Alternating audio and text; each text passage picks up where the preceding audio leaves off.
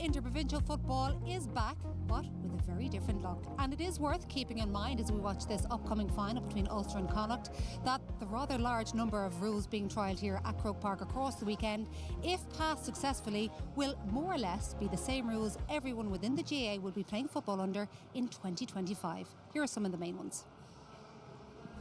Has worked hard on a new blueprint for Gaelic football. The aim is to create a more exciting and dynamic playing and spectator experience. The FRC want Gaelic football to be the most entertaining amateur sport in the world. It has recommended 7 core rule enhancements to help reach that point. These include a 1 versus 1 throw-in to start the game. At the start of both halves, the referee will begin the match or restart it by throwing the ball into just one player from each team, with the other 2 midfielders waiting on opposite sides of the field. The aim here is to encourage high fielding and limit off-the-ball fouling. Number 2 is kickouts. Kickouts will be taken from the 20-metre line and must go beyond the 40-metre arc. The target here is to have more contests for possession and speed up the kickout. Number 3 sets limits on passing to the goalkeeper. The goalkeeper may only receive a pass from a teammate if they are inside their large rectangle or inside the opposition half. Again, this is to speed up play, and as the goalkeeper can still move up the field and challenge the opposition kick-out or go beyond the halfway line, it will also encourage innovation. Number 4 incorporates a new scoring system associated with the introduction of a 40-metre arc. A point scored outside the arc is worth 2 points, a point inside the arc or inside a 20-metre line is worth 1 point, and a goal will mean 4 points. This should encourage long-range points and more space closer to goal, the FRC hope. Number 5 is each team having any 3 outfield players in each half of the field. By having to keep 3 up and 3 back, space should be created for the attacking team, and this could lead to more end-to-end action. Number 6 is the solo and go. The solo and go has been very eye-catching in the sandbox trial games. Now, a player who is fouled has the option of continuing play by taking a solo and go. This will significantly speed up the game and present advantages to the team in possession.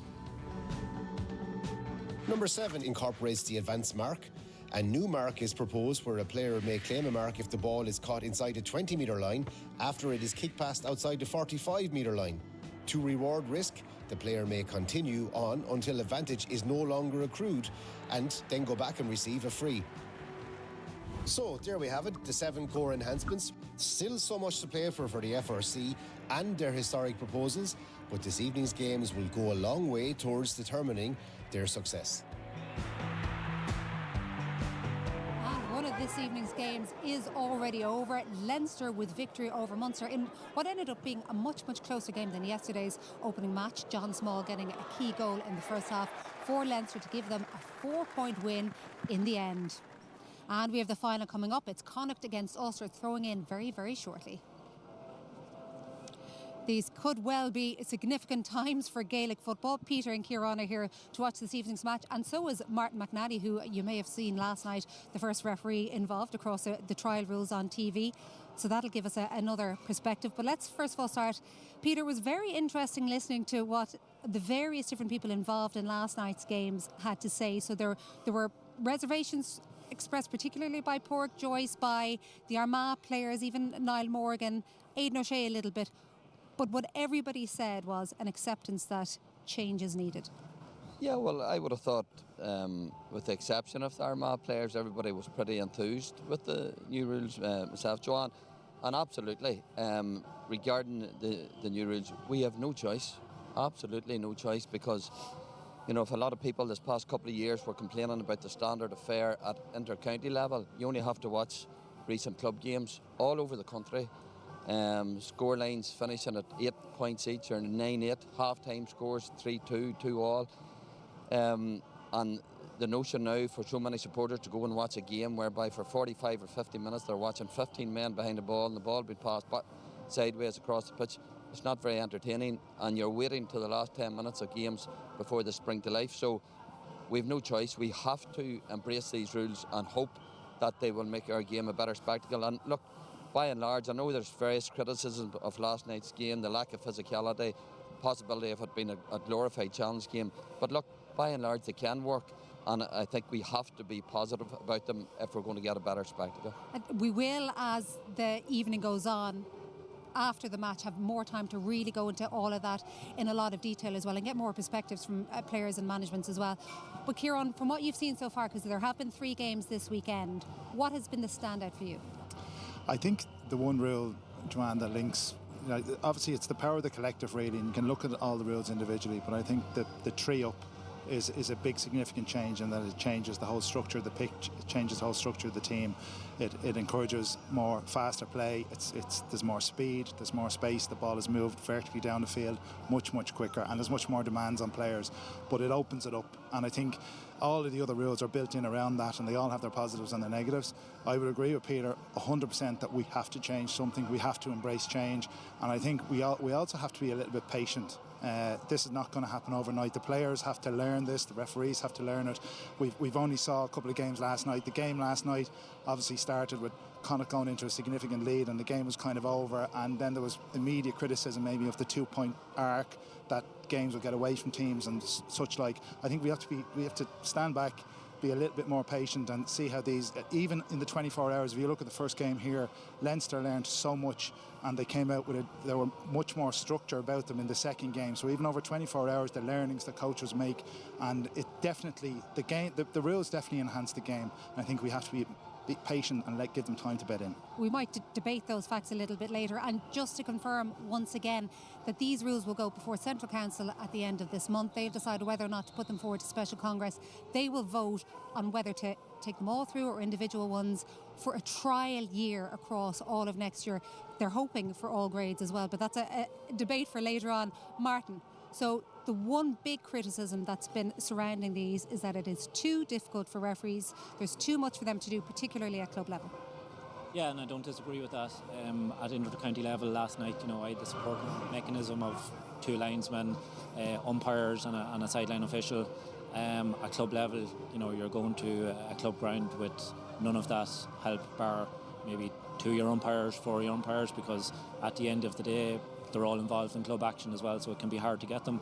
But yeah, my own personal opinion is that we could look at it across the board for inter-county for a season, and I include minor at that, because when you're looking at Connacht minor league, Ulster minor league, that support mechanism is there, but it's not at club level, and we could potentially use inter-county as the shop window to have a look at this for a season before we do anything else. Well, it'll be absolutely fascinating to see what members of the F4C have to say about that, including their chair, Jim Gavin. We're going to be chatting with him in just a moment. Before we do that, Martin, one interesting thing from the people sitting at home watching the games was having you mic'd up yesterday. What's that like for you? Yeah, look at it. It's something that has been spoken about the last number of years, and I suppose last night was groundbreaking, and it's happening again here tonight. I welcome it. I think it's a positive, because it's an educational tool for people watching at home as to the reason why frees are given, and that's an educational tool for club referees, club players, club managers, so on and so forth. And also players are more aware, and they're in check as well. So it is a positive, but we as a group of referees probably have a little bit of work to do in terms of getting everybody to the same level in terms of communication and getting our point across. Okay, let's hear what Jim Gavin has to say. He's now with Damien. Jim, the last 24 hours, the feedback, the betting process, how has it all been for you guys? Yeah, it's been great. We have been transparent, Damien, from the very off. We don't own this. We've just been asked the job to do by the association. We've got a turned reference to follow. So we've been very transparent. We want engagement, and this is part of that. That methodology was to showcase them and to get feedback and to get different perspectives. And ultimately, the clubs and the members of the clubs will mandate their counties to vote or not for these changes. Huge excitement last night about the solo and go, the 3 versus 3 inside. Maybe some reservations about lack of physicality. But Jim, just from listening to you, this is very early in the process. This is not a definitive weekend, even though it's a big showcase for you guys. I think so. Yeah, when you're coaching teams like these players, and you try things on the training field, the shadows of big games, it's very clunky. It's very chaotic, and over time, over repetition, over review, reflection, learning, you begin to modify it. And a lot of things you try don't work, and that's why we went through that sandbox games Yeah. to come up with these proposals. So I think what you're seeing tonight, the very first game, is players tried it last weekend or on Tuesday. Essentially had a practice game last night. Yeah. Reviewed it at the tape this morning, I'm sure. Reviewed all the statistics. Had a review to set the game plan out for today, and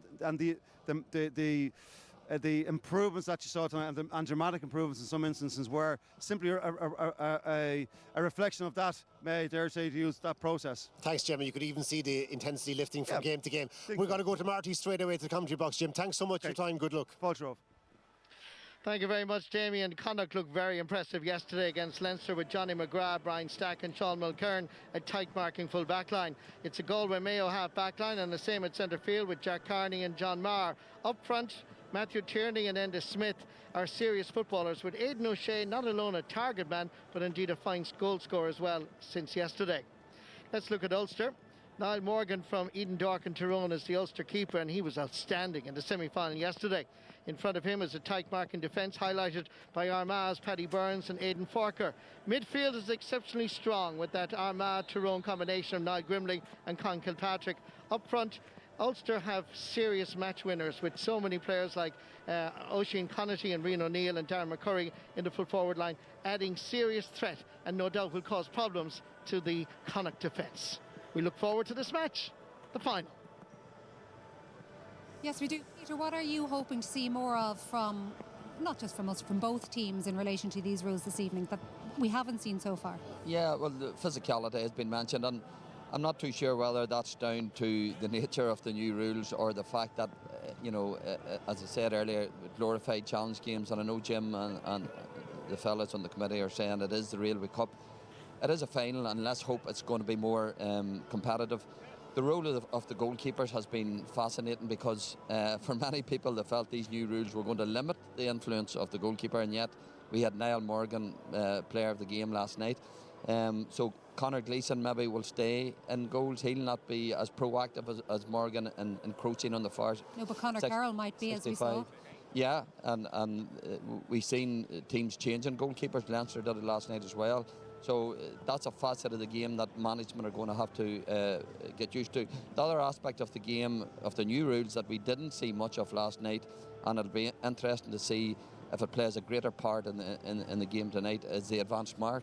So there was a few balls kicked in, okay, but not as much as I would have thought, and especially with, like, say, Aidan O'Shea in there, you'd expect that would happen more often.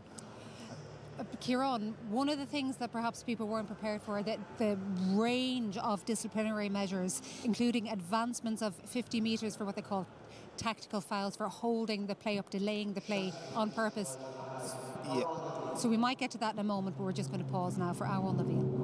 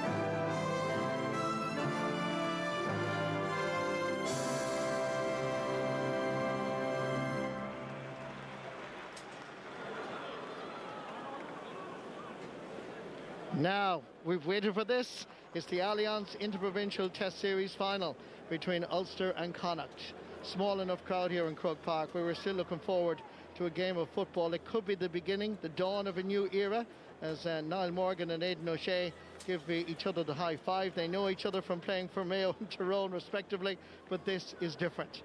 And certainly yesterday, both teams produced some wonderful football under these new rules, the enhancement, the 7 enhancements. Niall, joining me is Eamon Fitzmaurice. David Coldrick is the match referee, 4 times an All-Ireland final referee. He's the man in charge, and as Joanna Martin was saying, we have him mic'd up, so when that happens, we're going to listen to David. Away we go. And of course, today already you've seen 1 against 1, where you just, instead of having 4 midfielders, you have 1 against 1 in the middle of the field. And that is an effort that is going over the crossbar, and we have the opening score after just about 20 seconds of play. Full marks to the Ulster corner forward, Darren McCurry. Yeah, straight away the pattern is there, Marty, where they just break the throw and in towards the attacking line. They got away quick, and you could hear David Coldrick communicating with the players straight away. 1 point effort, that they were inside the arc, and good score from Darren McCurry. Bit of physicality already tonight, which was lacking yesterday in the opening semi-final, as Connacht go forward with John Daly, laying it off towards Barry McNulty from Leitrim. Players retaining the possession. Of course, for years at coaching level, you'd hear players being told, retain the possession, retain the possession. This is going to change the mindset over time, hopefully, where kicking the ball long will become part and parcel of what was traditional Gaelic football. And there's a lovely overlap. There's an opportunity here, coming in, opportunity for a goal! Brilliantly scored. Connacht with Matthew Tierney cracking the back of the net, and it's not easy to beat Niall Morgan, but he's done it in just over a minute and a half. Yeah, super stuff there from Connacht, Marty, and a thing that you could see that they've improved on straight away from last night. They had inside shape there. They were able to kick the ball inside, get someone coming off the middle, and then Matthew Tierney was coming in. Great finish from him. Good to see it. Good football already. Players looking for that long ball as Ulster go on the attack. Inside again. This is inside the 40-metre, 1 point. That's the referee there in the background. We hear a lot more of him. Good score by Niall Grimley. Yeah, excellent. Long kick out, ball moved on straight away. Vertical football, the shape to move the ball on because of the tree up, and quick scores. And here we are, a couple of minutes in, and we've got a goal to 2 points already. Conor Gleeson with a long kick out. Fine mark as well by Barry McNulty from Leitrim, sending it down towards Diarmuid Murta. Roscommon. Paul Towie from Mayo. An effort that has gone to the left and wide. Yeah, there's players trying to sit in and protect at either side, Marty, but the ball has been moved so quickly they're finding it hard to do it. Slippery ball makes it difficult. Enda Smith gets a toe to it, laying it on. A nice combination here. He's on the overlap, and here's another goal. Captain of the Connacht side gets his promise's second goal. It was a sloppy ball handling error by Ulster, but a wonderful combination between the Roscommon boys and Enda Smith cracking the ball past Niall Morgan. Niall Morgan having conceded 2 goals in just about 3 or 4 minutes. Yeah, they had an excellent night on their own kick out last night, but they're under a bit of pressure already now here tonight, so let's see where this one ends up.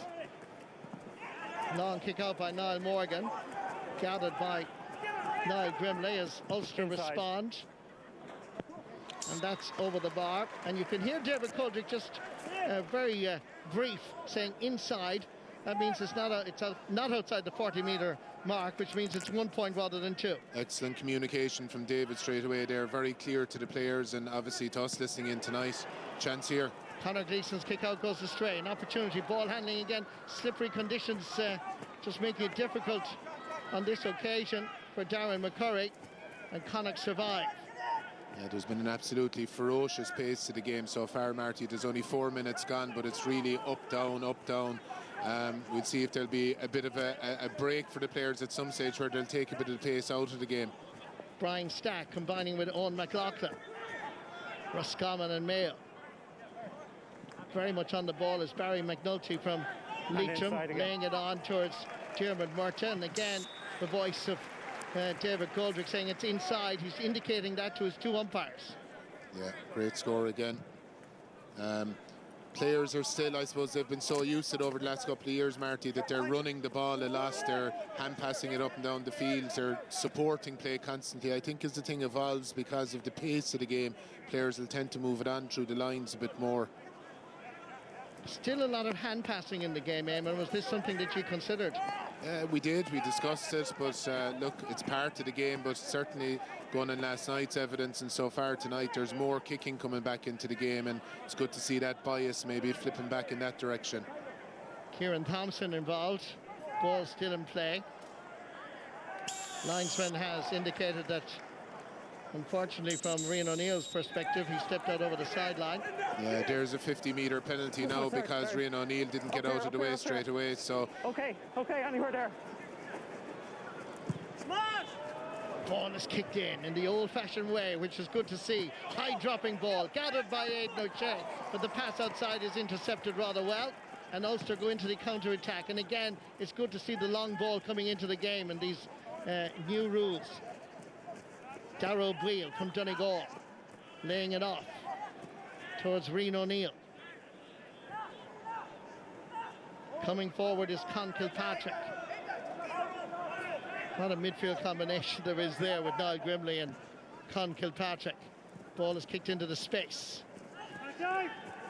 it's interesting already tonight, Marty, that Niall Morgan was coming forward there. Matthew Tierney was hopping off him on the way. There is definitely a bit of physicality in this tonight. It's both teams want to win it big time. Ball inside from Rian O'Neill was well taken care of by Connacht on this occasion. Niall Morgan is making a dash off camera back to his goalpost, and Connacht go long. There's a little touch on, but Ulster should have the situation under control. Available to clear his line is Paddy Burns. Torrick Faulkner from Cavan to Niall Grimley. Rian O'Neill.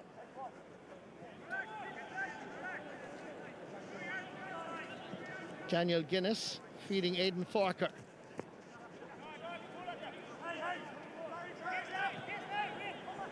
The down man has plenty of options available.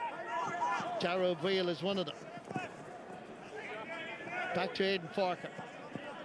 Outside that 40-metre arc. Remember, that's worth 2 points. It's forcing Connacht out to defend the two-point arc here, Marty. They're having to come out against the ball, and it's leaving a bit of space inside. Players are getting space in these kind of pockets. Darrow Breal. Conor Gleeson just off the fingertips. It was literally kissing off the crossbar. Difficult ball for the keeper, and it's sent over the bar ultimately by Con Kilpatrick.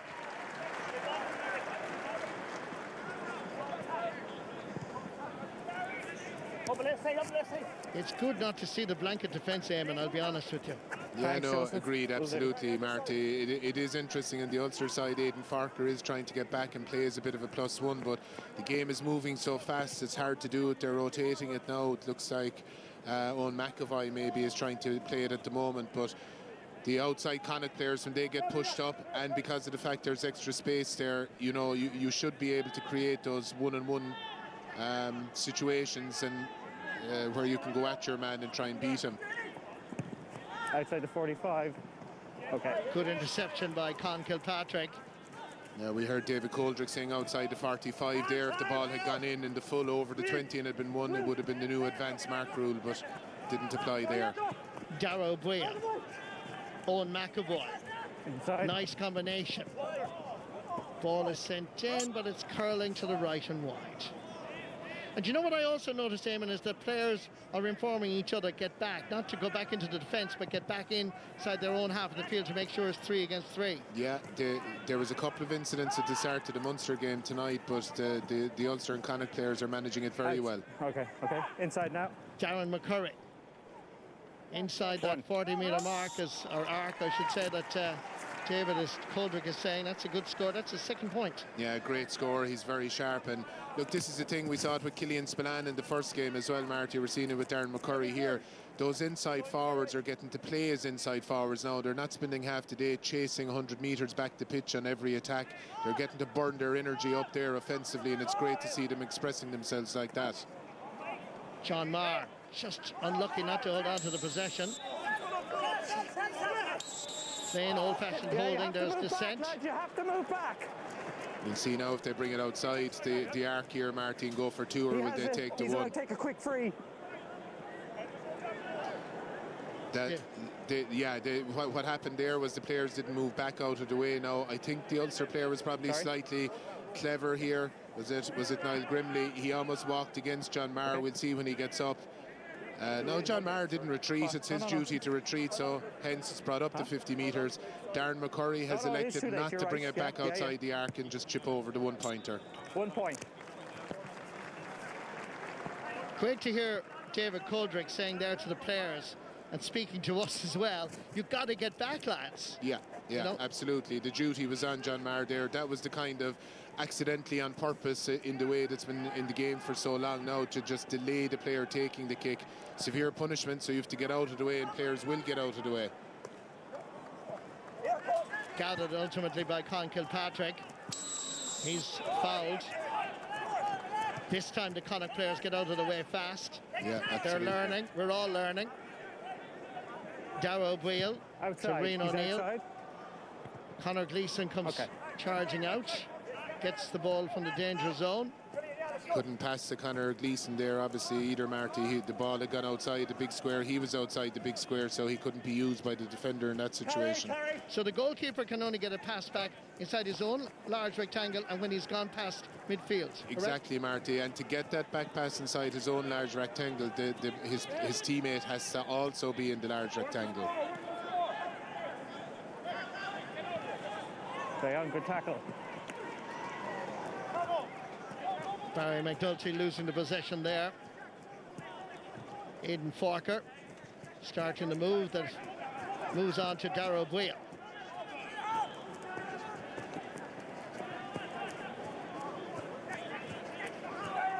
Daniel Guinness from the beautiful county of Down.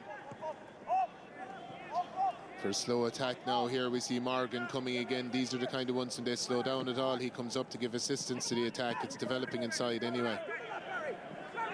Good work by Owen Murdoch, but that's just swinging to the right and wide. Second wide of the match from an Ulster perspective. At the end of it there was Owen McAvoy.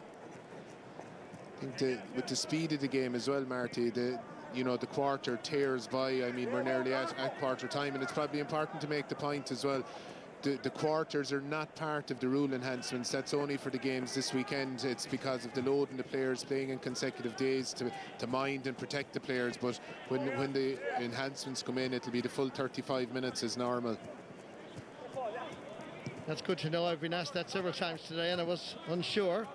As Aidan O'Shea scored a cracking goal against keeper Stephen Cluxton yesterday, which doesn't happen too often. One of the greatest in the game.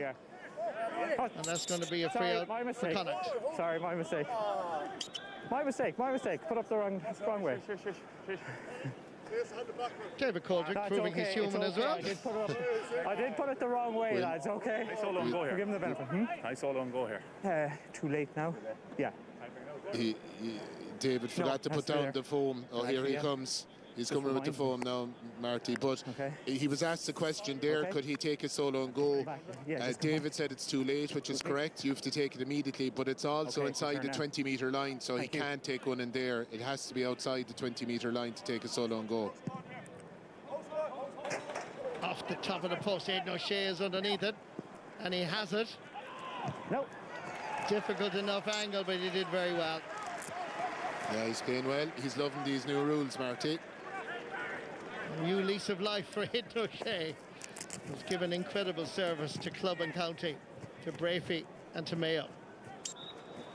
Niall Morgan was razor sharp last night. He's just slightly off tonight in his kicking. Sure, he'll correct as the game goes on. Matthew Tierney, who scored the first goal against Niall Morgan. Diarmuid Murta trying to curl this in. It's going to go out over the end line and wide. Second wide of the match for Connacht. For the solo and goal, you have to take it within 4 seconds. You have to take it immediately, Marty. You have to take it immediately, and if you pause at all, you have your free kick, and you can take it inside the opposition 20-metre line. Referee spotting the infringement. We expected to see more of it, to be honest with you, Marty. We saw a bit more in the first match tonight, so we might see a bit in this game as it goes on as well. Matthew Tierney, having received the pass from Jack Carney. Too many. Thank you, well done. And he gave the ball back there, and you heard too many from David as well, and that's vital for the backs that's refereed properly, because a lot of the rule enhancements favour the forwards, so the only chance the back has to tackle really is if the steps is refereed correctly, as it was by David there. And the ball was handed back straight away as well, Marty, which is another thing that's part of the enhancements. Yeah, thanks. Well, I have to say, that 15 minutes flew by, Eamon. It flew, and that's the point, is that when the game is so enjoyable, we're all engaged, we're not checking out, and it was up and down the field, good few scores, quick, enjoyable, and you know, great to be hearing from David Coldrick there for everyone as well to keep us all informed. So at the end of the first quarter, Connacht with 2 goals and 2 points, Ulster 6 points, the goal scored by Matthew Tierney and Enda Smith.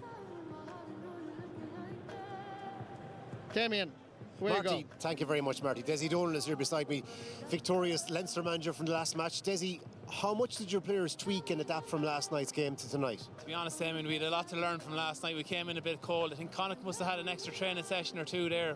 Fair play to Porrick, but in fairness to our lads, it restored a bit of pride in themselves. But like, they adapted really well to the rules overnight. Even we got a bit of structure into the team, figured out a few things on kickouts, and it just shows you the modern player, the way they think about the game, the way they can adapt to the rules. And in fairness to the lads, overall they've been very positive about the rule changes. Couple of things, I think maybe the ball being penalised 50 metres is quite severe for Gaelic players. The inside mark is hard to execute, but overall I think that 3 up top is giving structure to the game, and it is a little bit easier to break it down. Desi, it's early days yet, but a lot of people are lamenting the lack of physicality in last night's game. But again, your players defensively got to grips with that again tonight, so it just shows how quickly lessons are heeded. To be fair, we played way too open last night, and we talked about it. You need to get set, like you need to be set and have a structure in place, create a +1 and defend hard. We didn't defend hard enough last night, but as I said, I think we rectified that and restored a little bit of pride, but certainly the players are very good to adapt to it, and they're keen on the rules. I think there's a willingness, talking to the players, there's a frustration with the current game as it is. It's very static. It's a lot more open out there. A last question for you, Desi, just in terms of the magnitude of what's coming in and the amount of rules coming in, will it just take more time to get to know the process, more exposure? Is that vital? The pre-season is probably a loss in that regard. Oh, definitely the pre-season. I would review that. I think that the managers should be looking to try get that pre-season competition in. If Jim has done anything, he's done too good a job with all the rule changes, because a lot of the rule changes make sense, but just there's a lot of them for players to take on board. So we'll see how we get on. Desi, congratulations and thanks so much for your time. Back to you, Marty. Thank you very much, Damien. We're just looking at Porrick Joyce there, having had a consultation with his management team, and certainly having scored twice against Niall Morgan, considering the form he's in, would be a huge boost. So another 15 minutes to go. This is 1 against 1. If you haven't seen it before, this is just 2 midfielders in the middle of the field, and the other 2 midfielders take up residence on either sideline. I find it a bit strange now, Eamon, I'll be honest with you.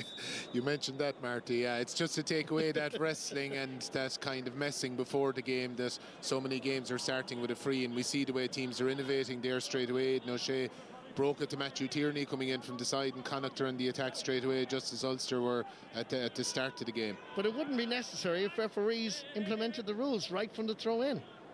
Absolutely, Marty. We'll have to give you a whistle and let you at it, Marty, and you'll straighten everything. Thank you, Eamon. When I get a Kerry club game with Finuiga and Lixna, and I'll sort it all out. Here comes John Marr. Best of luck with that one, Marty. There was a lot of referees that tried that down the years, and I'm not sure had they much joy. Anyway, Dara O'Boyle back in a little 1-2, pumping it into the space. Chasing after this is Oisín Connacht. Johnny McGrath. Again there, Marty. That's great one-on-one defending by Johnny McGrath there, and we want to see more of that, where we can see those situations. Absolutely, it's played into the forward, but brilliant one-on-one defence from Johnny McGrath, and we see it's great to see that without having 3 or 4 other fellas around trying to help him. Jack Carney, in the middle of the field, looking around for the long ball, but the 2 in the full forward line were right in front of the goalposts, so it wasn't really an option. Killian McDade laying it off.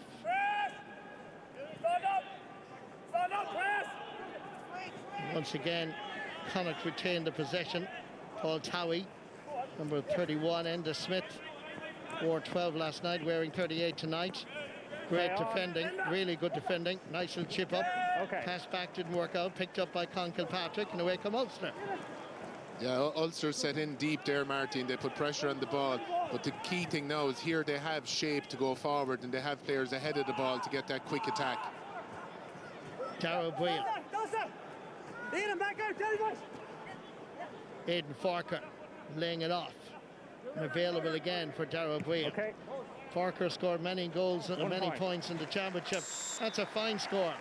Yeah, great score from Aidan Farker. He's always a good man to kick a score, especially from that side. He played number 10 at the start of his career for our man. He's always comfortable kicking it from that position. Great score. That was another one there, Marty. David. Sorry, we hear David saying to get the clock on again, where it stopped for substitutions, cards, injuries, things like that. And we obviously have the countdown clock working then and visible in the stadium as well. Johnny McGrath.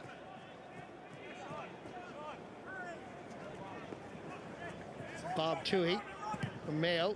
Outside. Trying to find his county teammate Aidan O'Shea. Another little turn. Trying to get inside the cover of Torrig Faulkner. Back out again towards Bob Toohey. Guys, he's outside. Okay. Yeah. Easily got it by Niall Morgan. Yeah, that was an outside shot obviously from Bob Toohey. David Coldrick called it and would have been getting ready for the red flag if he had converted it. Kieran Thompson. Floating one in. Nice turn inside by Owen McAvoy. Back out towards Darren McCurry. And he floats this in gently over the crossbar. Good score. Yeah, he's playing excellent. Lovely score again. Ball went in, came back out. Straight over the bar from Darren McCurry. When he gets shots in those kind of positions, always going to be a score. Interesting that Ulster are giving up the kick out in a lot of cases here, Marty. So you know that there was a lot of talk about the arc and how it would affect kickouts. Teams can still withdraw a bit if they so wish, as Ulster are doing here, and give up the kickouts. The only thing is now that you're attacking against 11 rather than 14, so there's still good bit of space up here as we see here now. Nice ball inside. 45. It just took a little deflection. 45, Seamus. It's going to be a 45. And that's a very valid point, Eamon, because even last night when the goalkeeper was taking the kick out, all the other players were moving outside the 40-metre arc. When in fact they can stay inside, can't they? They can stay inside, yeah, and a back can touch the ball inside the arc, but a forward can intercept it and play on. I think there may have been one example of that last night, so makes kickouts slightly trickier, but as we saw there where Ulster gave up the kickout, that is still an option, even though, you know, in my opinion, you're better off to press it because it does have to go at least 20 metres, so you've a good chance of intercepting it. Conor Gleeson with this 45. We saw him score in the Connacht final. Okay, 2 points. And this one is gone over the crossbar, and that is a 2-pointer. And David anything outside the 40. And the umpire signals a white flag first and then a red, which led to a bit of confusion last night, Eamon. Yeah, I think there was some technicality about the white flag having to be raised first, but it was certainly a thing that was raised by a good few people. When we had our own chat as a committee last night, we discussed it, so something that we might look at even before next weekend and the Ardcorla meeting. I think, to be fair to the umpires, they can't geographically gauge it from where they're standing, so they have to wait for the referee to give the indication. Meanwhile, it is Ulster on the attack, and that is gone over the crossbar. We saw low there, Marty. There was a free in the middle of the field. Rian O'Neill took a solo and go, played on, then put it inside to Niall Grimley. That was an advanced mark. As we heard from David Coldrick, he put it over the bar. If he had missed that chance, he would have gone back and taken his shot, his advanced mark. So that was a good example of that there, what we're trying to promote. You're trying to promote the forward going on and possibly going for a goal. And then if he doesn't get it, back it comes and he gets his mark in the first place.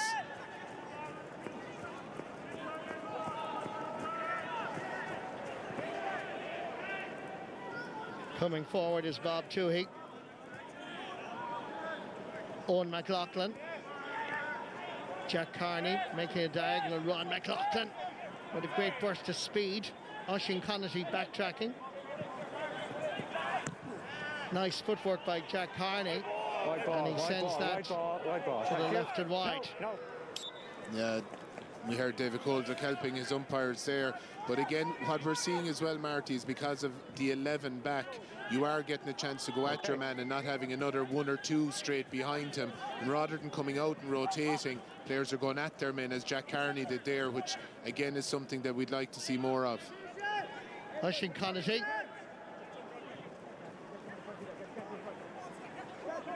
Green O'Neill moving out from the full forward position to midfield. Kieran Thompson is looking for an option. Oisín Connacht is available.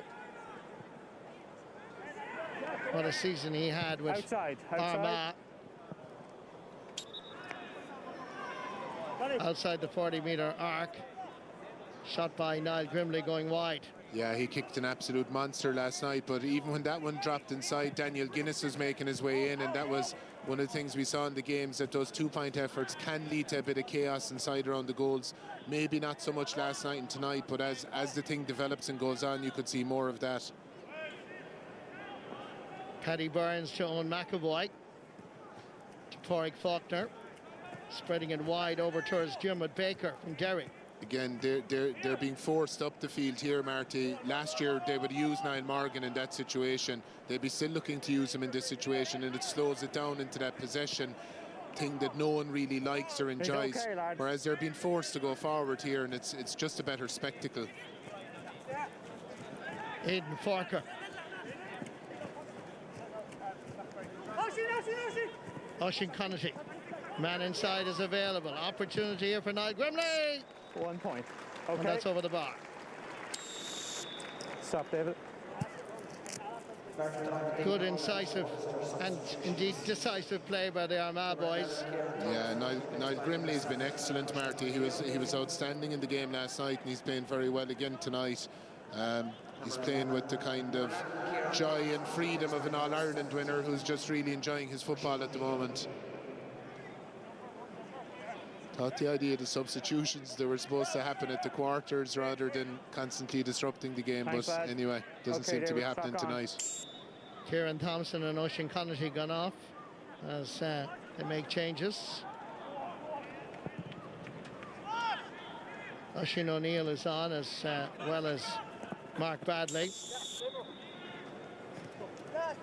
Ulster have really responded well to those two early goals, haven't they, Emma? They have, absolutely, Marty. Yeah, they've got their way back into the game. Actually, Connacht haven't scored from play for the last 11 minutes,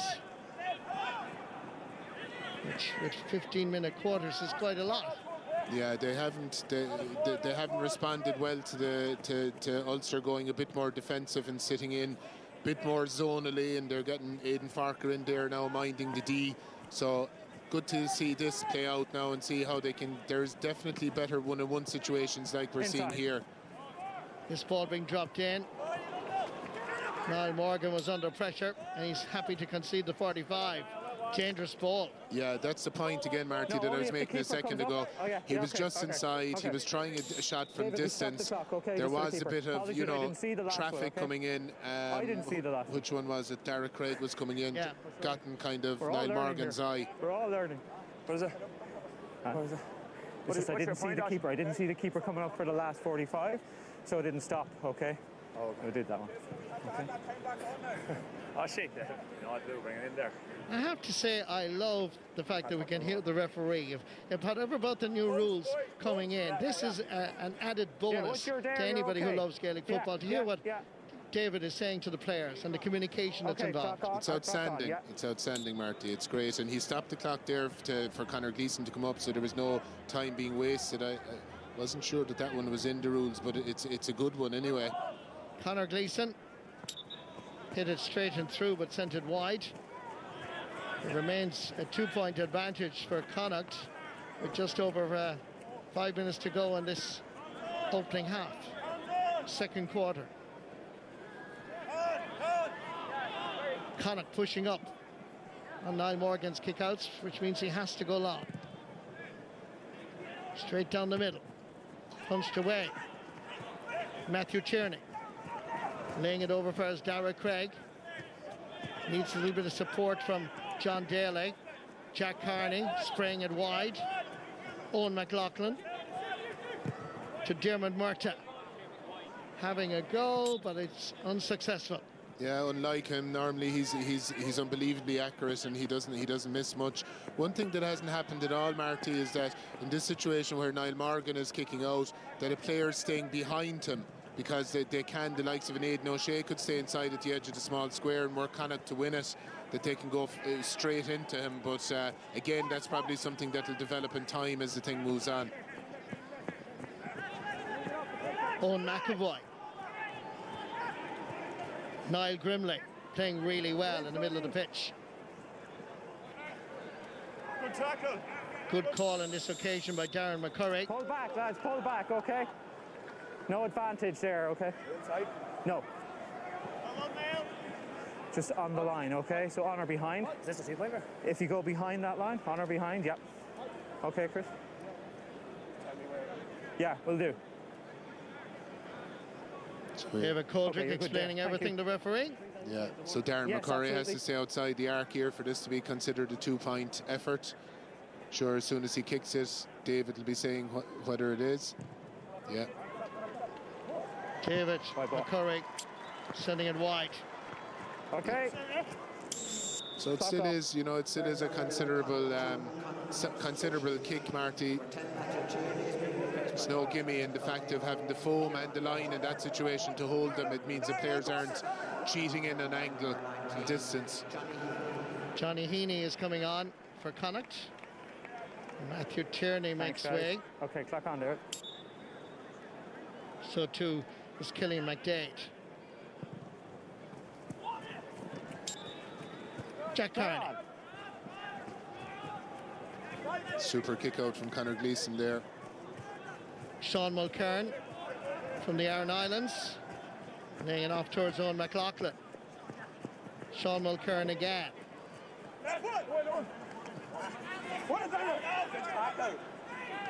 Huge emphasis still on the hand passing aspect of the game. Enda Smith making an angle, and it's curling in, and it's just sneaked inside. That's a great score.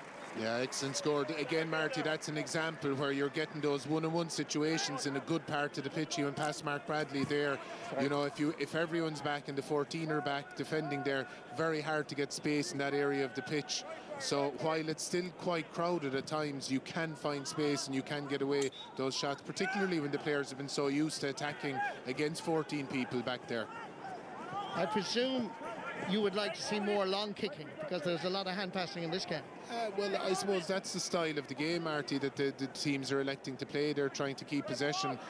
Certainly when they get the kick-outs away, you'd like to see them go from the middle of the field inside a bit quicker. And as the game goes on and they're tired, they'll be probably willing to kick it a bit more. Outside. Oisin O'Neill. Armagh dropping it in. Here comes Conor Gleeson. Referee blows the whistle. Okay, just found the keeper. Foul on the keeper. Again, that's one of those ones dropping short and a bit of chaos inside around the goal mouth, bit of entertainment. Good ball over towards Dara Craig. Great defending. Very good defending. Rian O'Neill sending it long. This is good football by Ulster. The mixture of short and long ball. Inside the 40-metre arc is Darrow Bria. Inside. Rian O'Neill floating it in gently and sending that over the bar. Yeah, as you mentioned, Marty, they were listening to you, that you were looking for a bit more kicking, that there was brilliant defending first of all, and Dara Craig got turned over, ball moved up the field, mix of kick and hand passing when the decision was right, and got it to Rian O'Neill in a good position. Lovely finish from him then, so it's good to see that mix.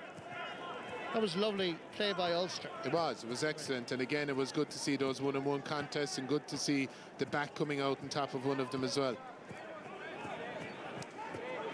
Dara Craig laying it off for us, Dermot Murtagh.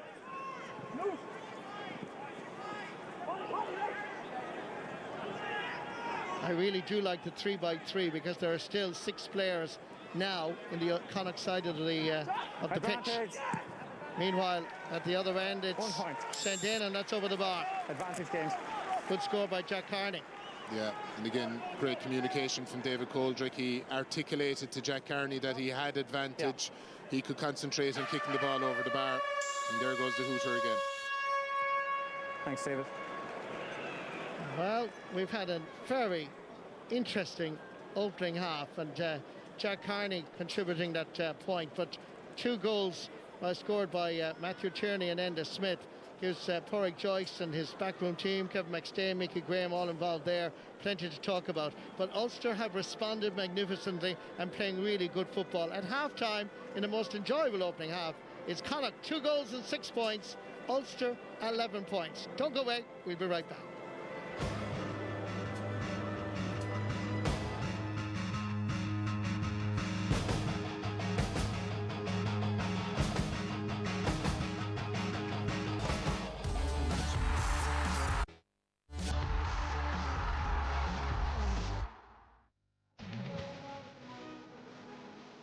These Connacht men sure do like this new 4-point rule, or at least they're making the most of them anyway, whether they're from Galway, like Matty Tierney, or from Roscommon. And the Smith getting the second of these. Helped along by Diarmuid Murtagh, and that's helped to give Connacht a lead at half-time against their provincial rivals in this final, Ulster. So it's 2-6 to Connacht, Ulster 11 points, but remember, goals are worth a point, so that means it's 14-11 at half-time. So, Kieran, you said that you could see learning it's already earlier on, and you've all picked out, I think, a few of them in this match as well. The thing that stood out for you straight away, Peter, was what?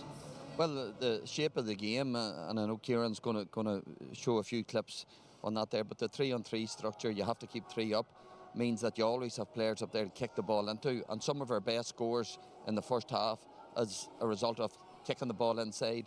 And when those players are up there, they are refreshed, they have time to more energy to make runs off the ball, and that's what's happening. The first goal by Connacht, long ball in right away, and there's the runners coming off at pace, and John Maher, and he sets it up for Tierney. The original score, a target man inside. The following move, the exact same thing. Ulster, target man inside, and Owen Murdoch, he lays the ball off to another midfielder coming off the shoulder, and Niall Grimlin kicking over. So I could have showed 3 or 4 examples of that, and the reason for that is because you have to keep 3 players up. And how many times have we seen when teams come out of their defence, they look up the pitch and they've nobody to kick the ball to, and hence the ball is going sideways. So that's one positive of that one key rule of having 3-on-3. And the funny thing was, because you were talking about learning from yesterday, Kieran, we saw quite often, even though there was the man up there yesterday, they weren't taking advantage of it. So otherwise, from a shape point of view, what did you spot? Yeah, well, obviously the nature of the competitive of the game itself, that comes with a bit of a health warning, but you can see, and it was evident in the first game, Leinster game, teams are trying to press that arc to force the keeper to go long, and obviously with holding the 3 up, there's more space in that middle sector. Good keepers will go long, and then when Ulster win it, it's a very quick ball inside, and within the space of 5 seconds the ball is over the bar, and that's kind of because there's less players in each part of the field, it's creating that more space to move the ball quicker. And this is a perfect example of Connacht defending the arc, stepping 2 or 3 metres outside, making sure they're not conceding 2-pointers, pushing right out. And what we didn't see last night was somebody on the edge of the square waiting for that ball to drop short, where there might be that little bit of chaos, and taking on that longer shot. Inevitably there's going to be balls dropping short, and Ulster were alert to it. And you can see Matthew Tierney on this end again was trying to get on that edge of the square. It's just a different dynamic that they've just even learned. But I think we have to also caution that it's the nature of it is very open. Yes, it's speed, it's more man on man, it's faster, fellas are taking guys on, but it still comes with the health caution of the competitive nature of the game, I think. But also, I mean, you're talking about it like it's a positive, all this space. Absolutely, yeah. Whereas we heard Rian O'Neill say yesterday you have to decide whether or not you want more scoring or more contests. Are we lacking contests yet again this evening? Yeah, I'm not too sure about that. Well, go back to last year, the amount of games that we've had where there was very little physical confrontation in the ball, because the ball's been passed lateral so often, and coaches are coaching their players not to take the ball into the tackle. So I think tonight And with these new rules, I think you will see more one-on-one contests. We already have done that, and cornerbacks dispossessing corner forwards. I think, Peter, they've less time on the ball. Even when they're spreading it in the forward line, they have to either go at the man or take the shot on. They've less options. There isn't that security blanket and men outside. Just a quick word from the referee, because I'm conscious that, Martin, we haven't got your view from it. From your point of view, did you notice last night that there was much less physicality and fewer contests? Yeah, it definitely fewer physical contests, but much faster. The game was extremely fast, and you could definitely see by quarter 3, quarter 4, the subs were rolling and players were starting to fatigue. So yeah, we'll have plenty more debate on this. We'll have loads of time afterwards to go through all of these and have proper arguments or otherwise on them. But next up, we're coming up to the second half. Welcome back. Just before the second half gets underway, Kieran and Martin wanted to discuss the disciplinary aspect and the new aspects of this. Yeah, I think people at home might know that obviously the old 13 metre, bringing the ball up 13 metres is now 50 metres, and it's quite painful, and it's going to take a long time for the players to get used to that. You have to hand the ball back. We can see here the ball is rolled back, and it's a big punishment. It's 50 metres. The ref brings the ball at 50 metres to the middle of the park. Now, obviously, the ball is then put in on top of Aidan O'Shea. You can't get a mark from a free, so Martin tells me, nearly a mark, but you know that came from a sideline ball. And here's another example, and I think John Maher, this is where players, it's going to be very frustrating. John Maher here, I think Grimley knows what he's doing here. He gets up, he gets the ball. John Maher, it's duty on him to get out of the way. Grimley leans into him, see it here, and it's brought up 50 metres. I think players are going to find that's a culture thing, and it's going to be very difficult. I get the cynicism piece and really slowing it down. Something like that, it's a massive punishment, isn't it? Yeah, no, it's a massive punishment. The player has to get back straight away. He must turn and retreat. I think the biggest one is where the ball ends up inside the arc and the player has the opportunity. It didn't happen there in that scenario, but he has the opportunity to come back and kick a 2-pointer, and that can be quite severe. That could have been a 2-pointer for John Maher incident. It's going to take a bit of getting used to. We will have more on this a little bit later on. You can see David Coldrick has the ball in his hands. We're ready to go. So back to Eamon and Martin. Thank you very much, Joanne. Yes, looking forward to this second half. Very enjoyable first half with lots of positives. In the middle of the field, it's Niall Grimley of Ulster and Aidan O'Shea, along with the match referee David Coldrick. He's waiting for his team of umpires to take their positions at Hill 16 end and the Davin stand end. Aidan Farker's asking him now about which way that they're facing in terms of the kick being faced, because when it's only before the game and at half time, Marty, they'll face in opposite directions, so that the Ulster man will be on the sideline down in front of us here. Just waiting for TV. If that makes sense. Do you understand what I'm saying? I do, okay, yeah. We're good. Connacht man on the sideline is on the Connacht side, if you know what I mean. For the first throw in. For the first one, and then they swap sidelines for the second half. Two big men, Niall Grimley and Aidan O'Shea. The man wins that particular exchange. Goes long in towards Mark Bradley, introduced just before the break. Staying with him is Johnny McGrath. Looking for the overlap, and the possession is Darren McCurry. Scored 4 times, 3 from play and 1 from a free. Giving it back towards Kieran McGeary, another one of the Tyrone players. They're waiting for Morgan to come here now. They're setting up an attack for him. He's arriving now. There he is. Okay, he's okay. Plays out the field with Eden Dark, but certainly if this game becomes part and parcel of our lives, it will suit Niall Morgan's style of goalkeeping. Absolutely, and he likes this spot here. This is like the way the basketballers have their sweet spot in the arc. It looks like he likes it from this side as well. He's outside. Gathering the ball is advantage. not having him down. No advantage, lads, no advantage. Yeah, Pat Havern there, he was almost playing under the old rules for a second, Marty. He looked like he was going to claim a mark, and then he realised he was outside the 20-metre line. Okay. Rian O'Neill wasn't too impressed with the foam. He still takes the kick and he puts it over the bar. Good score. Easy for a man of his ability and capabilities. They're staying pushed up in the kickouts this time, Marty, but we still don't see someone going inside. Conor Carroll has come in now again for the second half. And again, no more than Niall Morgan. He'll be willing to support the attacks. I'm surprised that either managers haven't told at least one forward to stay behind the goalkeeper. Yeah, me too, Marty. Maybe they feel that there'll be a body short out for facing the kick out, but think it's worth trying it anyway, especially in this kind of a game. Aidan O'Shea. Into Smith. No. Well taken eventually by Dara Craig. Lays it off. Nice little sidestep. John Maher is there. Had a fabulous season for Galway, hadn't he? As this drops in and easily gathered by Niall Morgan.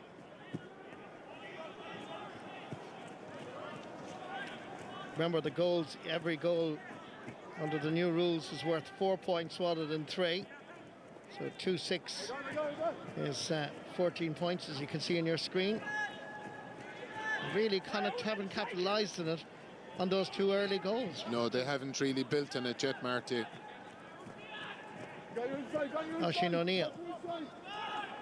Over towards Mark Bradley.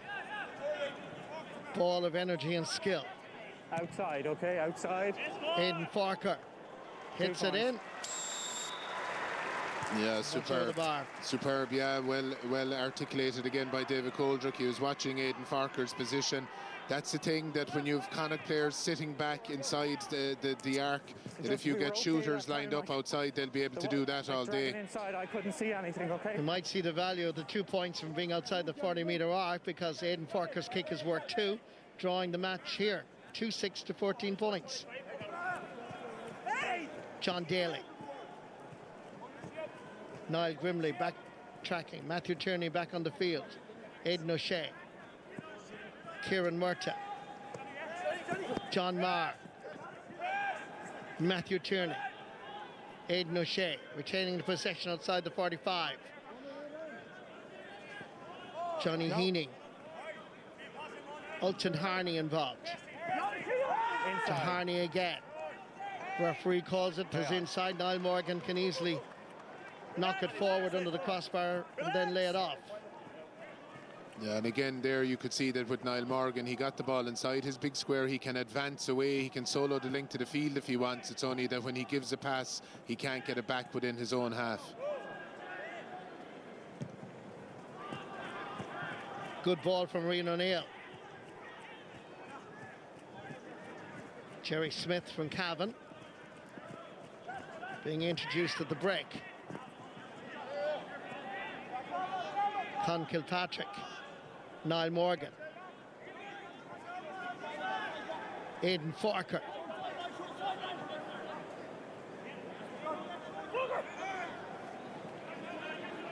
Darren McCurry. Outside. Morgan having a shot at goal, dropping it in. Connacht come away with it. Yeah, and you know, as much as there's been rule enhancements proposed, Marty, the old rules apply still in terms of Connacht dropped the last 2 shots short and it cost them. Ulster after dropping that one short now, and we'll see that if they can get a score up at the far side. So the familiar patterns that have been there for over 100 years still exist. Inda Smith has Jack Carney available, but there are 3 Ulster players on the 40-metre arc. Comes back for us, John Maher. Crossing that 40-metre arc now. Okay. Thanks, Sean. Dara Craig. Despite it only being 11 against 11, there's still 6 players down at the other end of the field.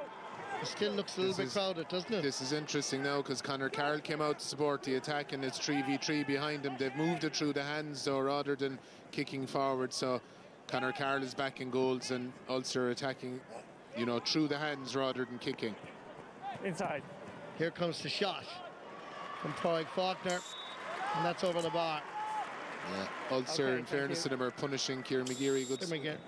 Good score from him, and Ulster punishing those turnovers and balls dropping short. And interesting as well that Aidan O'Shea's come out the field a bit now, Marty. You know, he was giving them shape inside. They've kind of lost that shape, and they're relying on kind of punching holes around the edge of the new arc. So it was working well for them early on when they had a bit of inside shape, but they've gone away from it at the moment. Is it a cultural thing? We've, you know, for the last 15, 20 years, when possession was really, everybody was being trained, retain possession. Will it take a change of mindset and time to get into the long ball immediately? Yeah, it will, of course it will, Marty. And look, we saw solo and go there from Jack Carney to move it on fast, but It absolutely will. It'll take the players, it'll take the coaches, but I think they're speaking to people last night, there's excitement around that, excitement around trying new things and developing the game rather than maybe playing what we've been playing the last year or two in particular. Ulton Harney in a spot of bother. To his rescue comes Diarmuid Murtagh. Aidan O'Shea on his immediate left. John Daly coming through. Nice ball inside, an opportunity and a shot. Oh! Brilliant goal. Diarmuid Murtagh at the end of a patient build-up. Yeah. And Connacht get their third goal, but it's an absolute cracker of a shot. Yeah, they worked it brilliantly, and Diarmuid Murtagh is such a brilliant kicker, such a brilliant finisher. Came from the ball they won outside, moved it on the solo and go, and here go Ulster up at the far side again. Niall Grimley laying it off. There's nobody coming through the middle, not a soul. Darren McCurry in towards Mark Bradley. Aidan O'Shea. So because of the bit of indiscipline and the questioning of the decision from Aidan O'Shea there, it's brought straight into the middle of the goals, and it'll be just a little chip over for Darren McCurry. Oh, you can go for goal. You just need to be on the line. I was into the back, all right, and just once it's from this. The lads were looking for a bit of physicality at half-time, so they got it. At least they got one there. And on the point of the physicality, Marty, look, this is, you know, an effective challenge game, and it's the first go at kind of playing at these things. When there's something on the line, when there's league points on the line, when it's a championship game, of course there's going to be physicality. That's the nature of the game, and promoting one-on-one contests is going to bring that physicality. So I wouldn't be concerned about that after this weekend, to be honest about it. Play on, okay. Galway play Mayo or Kerry play Cork. 100%. Down versus Armagh. 100%. It'll get plenty of physicality. Derry and Donegal, the opening preliminary round of the Ulster Championship. Great catch by Matthew Tierney. This time Niall Morgan saves. No advantage gained. That's the advance mark there now, Marty. It's a great example of it, where it was won inside brilliantly by Matthew Tierney. Here he goes. Rather than putting his hand up and taking the mark, he played on, went for the goal. Fantastic save from Niall Morgan. He gets his mark back. Go ahead. The only mistake, I think, Matthew has to take that mark. It can't be another player. But again, no more than what David Coldrick said earlier on. We're all learning, and Donny Smith chipped it over that time. Ulster deciding perhaps more changes. They're trailing by 3 points. Niall Morgan going long again with the kick out. Better ball. Oh, it looked like it was going in the right direction, but just intercepted well. No. The idea was right. Aidan O'Shea.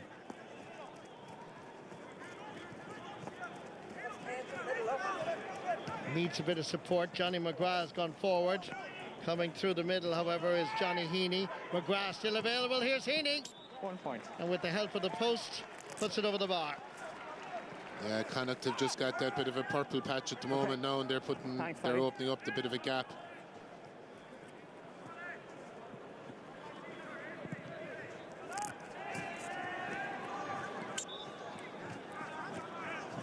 Easily finding Kieran McGeary.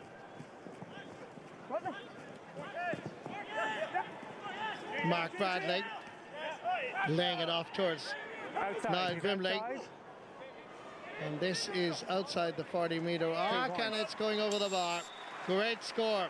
Yeah, O'Neill. Superb, Martin. We saw a lot of the good stuff there again, where Niall Morgan got the kick out away long to Kieran McGeary. Kieran McGeary played head-up football straight away, which we're probably not seeing a huge pile of yet as the players get used to it. Got it inside to Mark Bradley, eventually came back out to Rian O'Neill, and as he can do at his ease, absolutely stroked it over. 2 points and brings it back to that one-score game again. Play on. Well won in the middle of the field.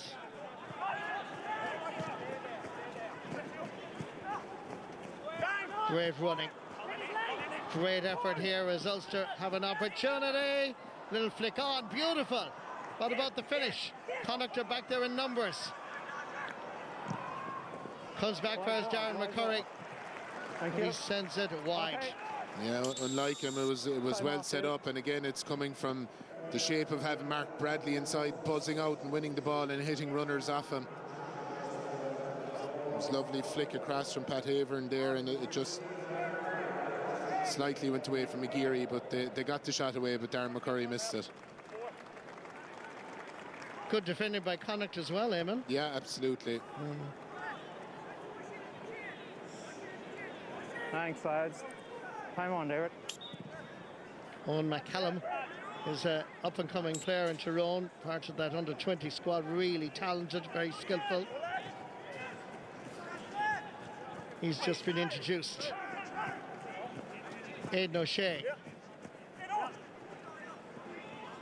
Oh, sorry. John Maher to John Daly.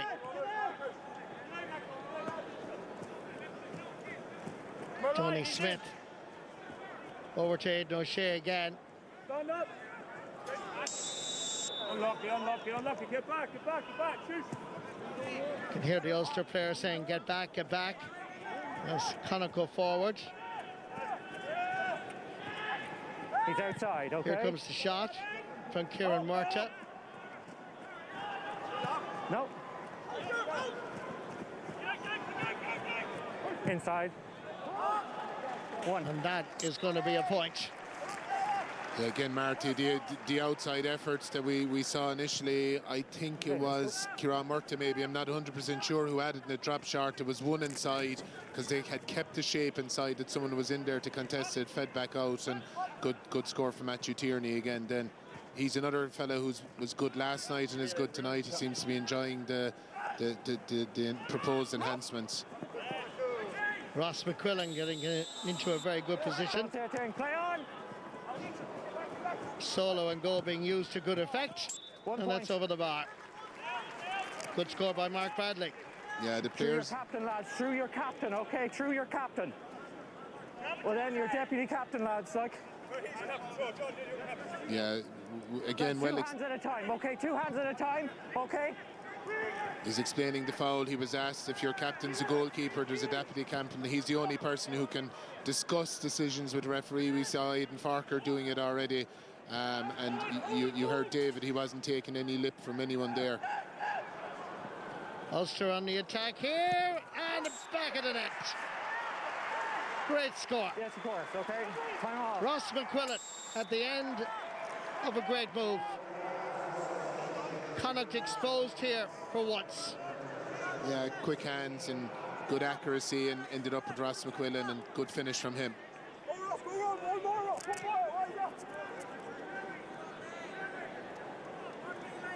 Cracking shot. Great finish. Okay, thanks. Another man that contributed hugely to Kieran McGeeney's team as they won the All-Ireland. Part of that Armagh squad, the depth of talent. Jerry Smith. Hearing the call from Pat Havern. Over towards Niall Grimley. Sorry, Marty. Yeah, Ulster just starting to take over a small bit now, and they're just starting to really squeeze them. Morgan again is coming up in attack here. He'd probably be looking to get a 2-pointer off if he can.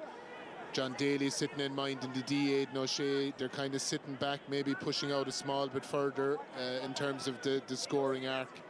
They've shape inside, so we'll see now what Ulster can work here.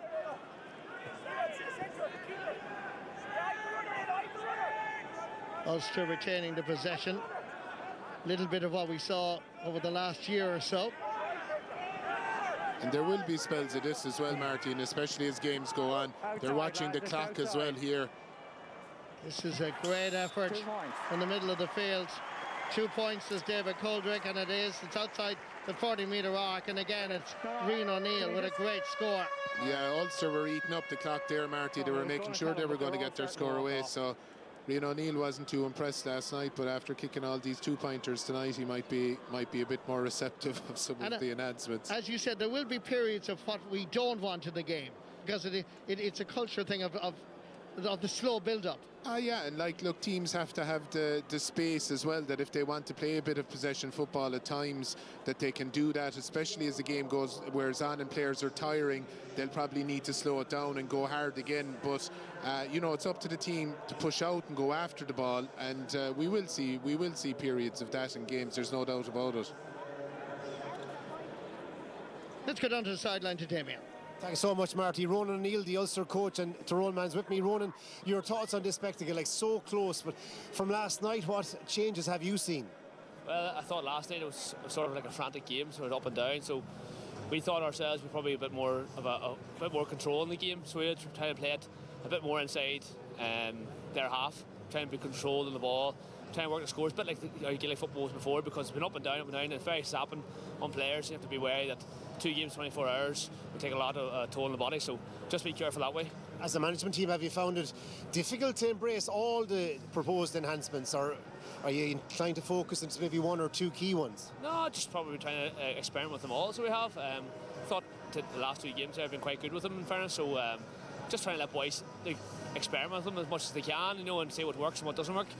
Ronan, people are saying about the lack of physicality and intensity, but have you seen a step up in that regard from last night? I definitely have, yes. 2 teams, obviously, there's a final at the end of it that they want to win, so I've definitely seen a bit of an increase there. Ronan, thanks for your time. I'll let you back to your team, and very best luck in the last quarter. Back to you, Marty, in the commentary box. Thanks very much, Jamie, and we're looking forward to the final quarter. And certainly there have been so many positives out of this weekend, and certainly the 3x3, and so we've had some fast-moving moves and some great goals as well, haven't we? Yeah, absolutely, Marty. And look, it's I suppose it was important to the committee that the whole country would get to see these enhancements, and as they are at the moment, and then as they go through the league and championship next year, there's still space to tweak things. There's still space to take things out. It's only this time next year then that that Congress will make the decision. Are they going to accept them for to become a permanent rule? So by this time next year, we'll really know exactly where we are with all of them. But we're excited by the progression so far. This is another step on the road tonight. Hopefully, as the thing goes on, it'll get better and better and better and become more natural. We see this time here, in terms of the throw-in, it was the thing we were talking about there. Oran Murdoch is on this sideline this time, facing the throw-in, and that's what happens at the start and then at half-time again under the rules. I think there would be a demand as well for those pre-season tournaments to come back in, because it would give a chance for the public to have another view, like the McKenna Cup and the O'Byrne Cup and the McGrath Cup. 100%, Marty, and it gives the teams and players more chance to get used to them, and again to be ready for the start of the National League that is so critical for everyone nowadays. So I wouldn't be surprised if that decision was reviewed this year of all years because of the chance, and there'd be huge crowds at those pre-season games as well because of the interest, Marty. He's able to go back. He is able to go back. Yeah, very sharp by David there. Niall Morgan can go back into his own half if he so wish, but again, if he passes to someone, he can't get the pass back. Good work here by Mark Bradley. Mark Bradley is obviously probably in Malachy O'Rourke's plans for next year to say he's back playing with Ulster, having taken a year or 2 out for Tyrone. He'll be big boost to Tyrone's chances next year. I think he'd a great county championship for his club, Marty, so that's an interesting one as well. Niall Morgan to Rian O'Neill. So many times opponents against each other for Armagh and Tyrone, now playing with each other, and I know that having spoken to so many of the players, they're really enjoying this experience of having an opportunity to play with players that they normally would be playing against. Yeah. And there's class act from Rian O'Neill, playing really well, isn't he? He's playing outstanding. He's just a class player, Marty, and he's Crossing Glenman is putting on a kicking clinic tonight, but again, he's getting the opportunity to do it. I know it's a challenge game style game, but at the same time, he has the space to get those kind of kicks away, and it's great for all of us. That was one of the things that emerged in the survey, that people wanted to see more long-range shooting, and he's certainly obliged tonight. Going forward is Jack Carney. Fergal Boland been introduced from Mayo. John Marr. Flicking it back to Dermot Murta. Johnny Smith to Aidan O'Shea. Conor Carroll, the Roscommon goalkeeper from Ormore Mary is moving up to help out his colleagues, but he's off camera at the moment. Unlucky, he ran in the Thanks. So again, we're seeing yes, you can. If you want to bring it out, okay. No, he can't. You're absolutely right. Yeah, no, he can't bring the free out in that circumstance. It's only been if it's been advanced in for a 50-metre penalty. But the foam is down again. And Marty, I know the players are almost half laughing at the foam, but every free taker off their hands was improving the angle and distance, whereas the kicks are being taken now from where the foul occurred, as happened there. So it might seem a silly one, but it's actually very important. And thanks, Aaron, for that confirmation. As the game goes on. I like the concept of it. I think there's an addition, yeah, to say the least. And don't forget, of course, you can head over to the GAX page now to cast your vote. This is a new methodology for the Man of the Match award. So go to the GAX and have your vote. Rian O'Neill might be in the running, Marty. I'd say he would be, Eamon, yes. He's outside. Here comes a chance here for Fergal Boland. Yeah. Too many steps over carrying. Yeah, and he questioned it, so it's up 50 metres. On the full, okay, so we're going right up. Oh, it was because he didn't give it back in the full. So when you say back in the full, do you mean hand it to him? Yeah. Absolutely. That's what's in the rule, Marty. Hand it back. It's called hand back on the full. Does he get time to get back position? Sorry? Does he get time to get back position? Yeah, well, he is. Nah, no, that's not your fault. He's not the keeper. He's not the keeper, lads. He's not the keeper. Yeah, good debate there. He said, does he have to hand it? Does he have to hand it back in the full? Ulton Harney was asking him, and what, he can't get back into position. That's the point. He can't get back into position. He needs to give the ball back, and on it goes. Because he didn't there, was brought up 50 metres. And I know Kieran was mentioning at half time that it's going to be a cultural change. That's exactly what we want, Marty. We want a cultural change. Because especially at club level, whatever about inter-county level, club referees, you know, they get a fair grilling at times, and it's trying to help with that. And I can't claim to have been a saint myself, but I think it's a thing that through all levels of the GA, and particularly at underage, it will help, and it'll help with the recruitment of new referees, and it'll help with the management of the game. So that's where it's coming from.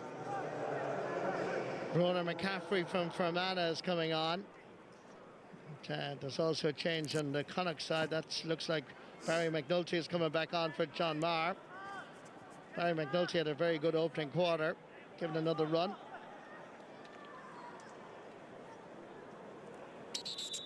Lads, hold it. Confirmation, Leitcherman is coming on. The player, Jerry Smith from the Great Labby Club, is the player that's going off. Okay. Thanks, Paddy. While all this is happening, by the way, as you notice on your screen, the clock is being stopped. Yeah, 100% for substitutions, injuries, cards. Thanks, if there's a melee, Marty, it'll be stopped for that as well. So they're the situations where the stop. I love your smile, Eamon. It's a pity you're on TV and doing commentary. Kick out is a long one. And Ulster almost had it, but they have it now. Aidan Farker. Oisin O'Neill. Rona McCaffrey getting in touch as far as Aidan Farker. Fermanagh and Armagh combining. Rian O'Neill. Niall Morgan is in the centre. Ball is laid off to him. Ron O'Neill mentioned it to Damien. There's a quarter time that, you know, Ulster controlling the pace a bit more. They're taking that frantic kind of pace out of the game, but they're still getting forward. They're still getting their shots off quite quickly, Marty. It's not taking 3 and 4 minutes of possession before a shot is taken. So we'll see how this one develops here. Oisin O'Neill heavily involved here as Armagh retained the possession. And hand pass is clearly a part of our game, and it should remain an integral part. It's just when it is overused is probably the problem. Yeah, absolutely. Aidan Farker again. In this situation, if a team have to go after the game, as you know, in Connacht's situation, what they'd probably have to do, Marty, is Conor Carroll will have to push out one, and they'll have to push everyone out one to try and deal with the +1 situation that Niall Morgan is giving them. Bit of a 50-50 ball. Could go either way. In comes Aidan O'Shea. So they should move it fast now because Morgan is out of position. He's on the way back. Brian Stack. Far as Jack Carney. Intent on running again with the possession rather than possibly kicking long. Fergal Boland. Not too many options. Jack Carney. Conor Carroll again is off camera up to the front of the Hogan. That's just dropping in and gone wide. Yeah, it was foul 2. There's obviously 4 in it at the moment. Bob Toohey had a cut from outside. Niall Morgan's taking his time here, coming out with the ball, and again, you know, players will be able to do that. They have the option to go fast from the kickouts if they so wish, but they can take their time as well and take a bit of the heat out of the game. Less than 7.5 minutes left now in this final. The Allianz Interprovincial Test Series. Brilliantly gathered by Niall Grimley. Must be another contender for man of the match in this final as well. Played a huge part in the early stages as Ulster go on the attack with Oisin O'Neill. An opportunity for Ronan McCaffrey, easily gathered by Conor Carroll. Uses Johnny Heaney. Connacht start the movement. Plenty of Croke Park acreage in front of him. Gives it back to Johnny McGrath. Jack Carney heading towards the 45, heading towards the 40 now. Just inside. Didn't really connect properly. Aidan O'Shea underneath it. Gets us the ball. There's an opportunity here. Oh, brilliant. Yeah, again that point, Marty, I know we're probably blue in the face from people hearing this. It's that one where it was a bit of a nudge. He probably got away with a bit of a nudge, but the point was the effort from Jack Carney that didn't work 26, out. 26-26, yeah, level. Matthew Tierney finished superbly. And he finished it brilliantly then. David Coldrick, has an actuary, has no problem doing the 4-point goal, and he got it correct. It's 26 each, obviously, after that, but the outside effort dropping short and the bit of chaos that it can cause, we saw it there again. Sides are level now. 26 points each, 4-10 to 122. I love your use of the word nudge there, Eamon. Back out towards Fergal Boland. Brian Stack needs to give it back, but it gives the advantage, however, to Ulster. Pat Havern looking around to see who's available. Aidan Clark, Ronan McCaffrey, Peter McGrain.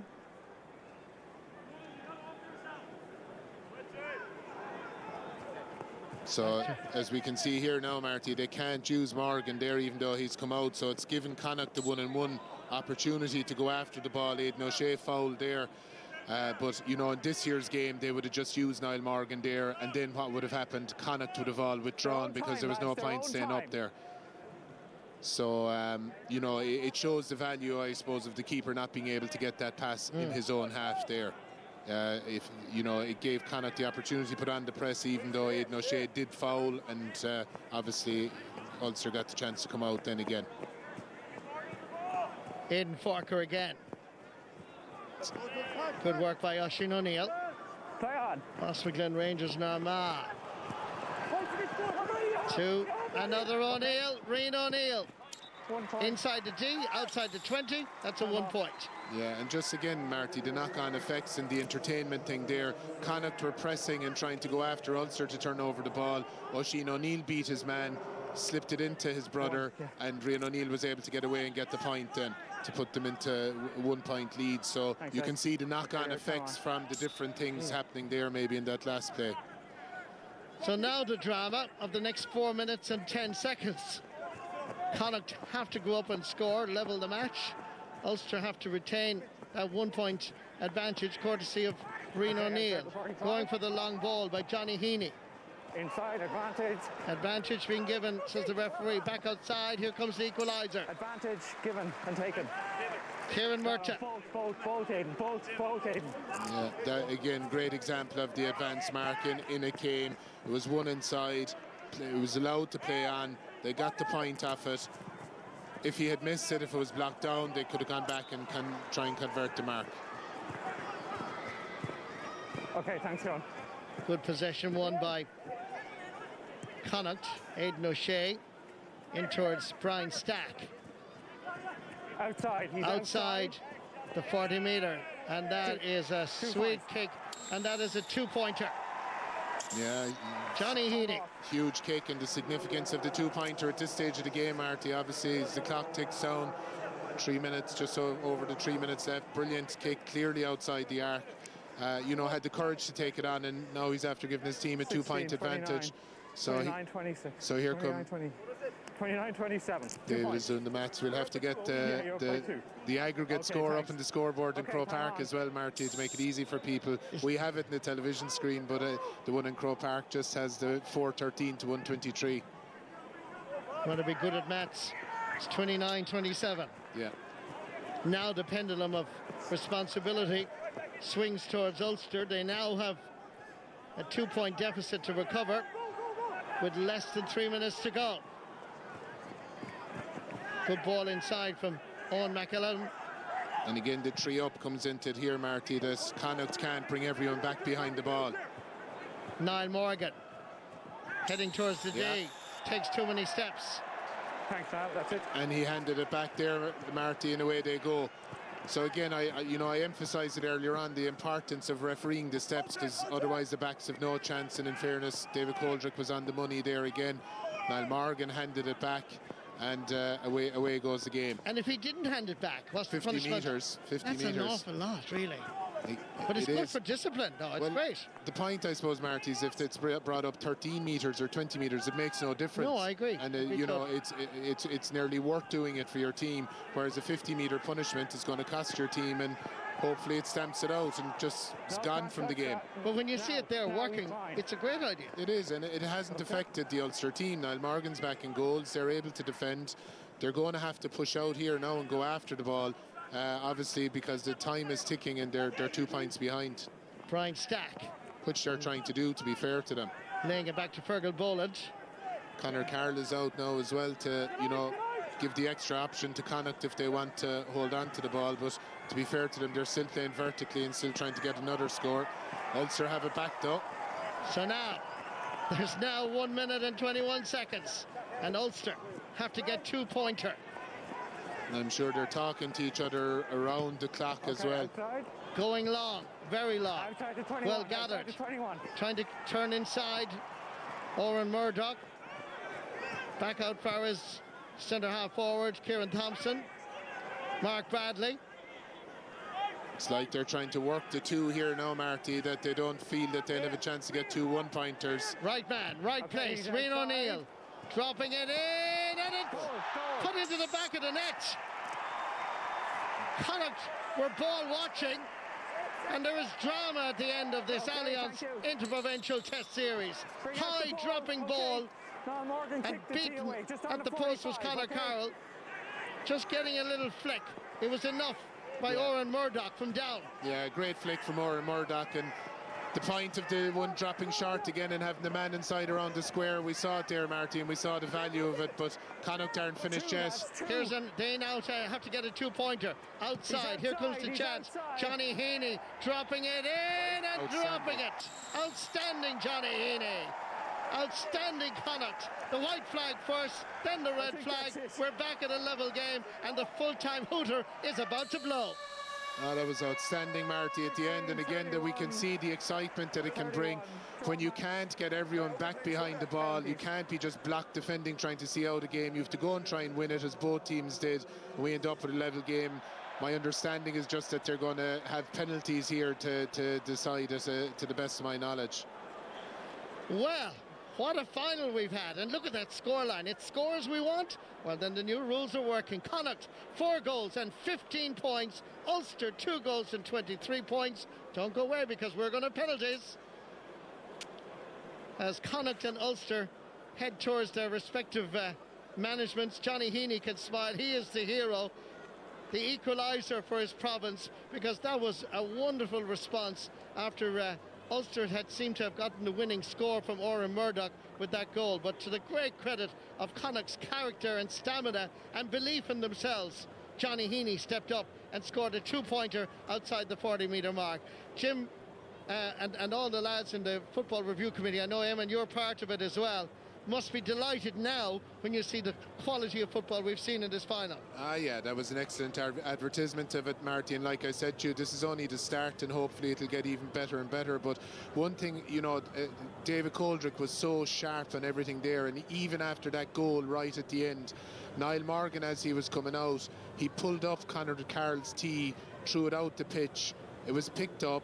Because of that, the ball was brought out 50 metres, and that led then to Johnny Heaney's effort to get the 2-point score. Whereas if Niall Morgan hadn't gone at the tee and it was a kick out, who knows, Ulster might have won the ball and they might have been able to see out the game. So, you know, kudos to David Coldrick. He did our very first sandbox game.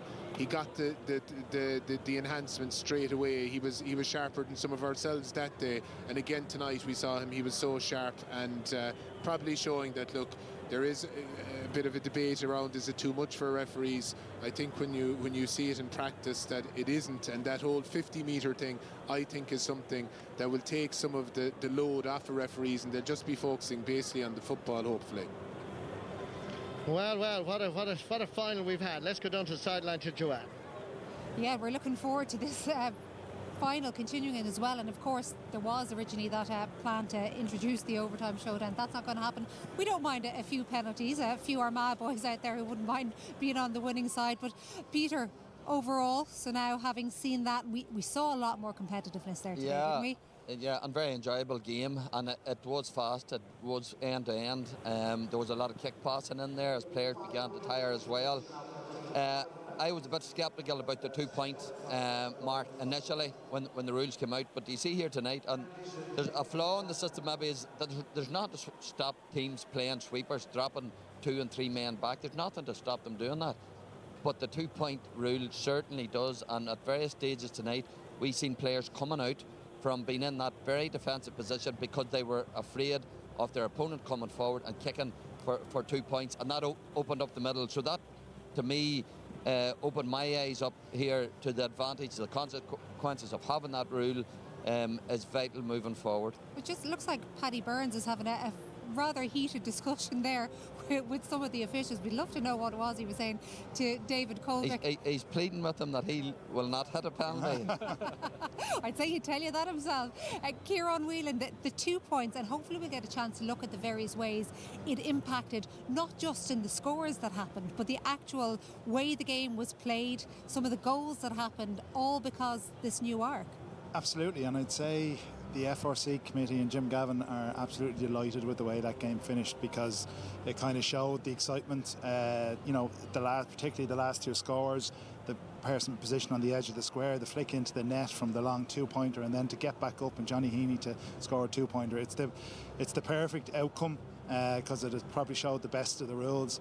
But like, I'd agree with Peter, it was a very enjoyable game. There's a lot more space out there. The ball moves a lot faster, a lot more creativity, and you can also see that teams can control the game if needs be. And for me, Joanne, the biggest learning has been the difference in the 2 nights. That even within 1 or 2 games, that you can see the patterns of play beginning to set into teams and the structure.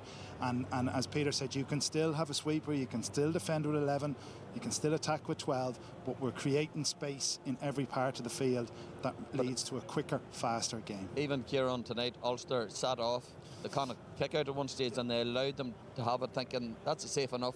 And in the normal game, it probably is. You know, yeah. It's a low risk strategy. Whereas when Connacht went forward, they were able to get kicks away quite easily because there was only 11 Ulster defenders there, and then Ulster reverted back again to try and push up in the kick out. So it's going to be harder to drop off. And you could see I was talking to Martin about it, particularly in the last quarter, that they were able to slow the game, take the pace out of it. They played a lot of control in football. Now they're lucky they have Morgan to be able to do that. Some other teams, the importance of the goalkeeper is going to be very, very important in these new rules. It's going to be very important here as well. One quick word to you, Martin. We heard Niall Grimley say about how much running he had to do last night. At half-time in the first game today, Ray Connellan was on his knees, and you'd imagine he's one of the fittest players. That was from Coppers last night, Joanne, that's it. No comment. But Martin, actually, we'll get to this in a moment. I'm very, very sorry. As you can see, Connacht are getting ready to take their first penalties. Let's head back to Marty. Enda Smith to take the first penalty for Connacht against Niall Morgan.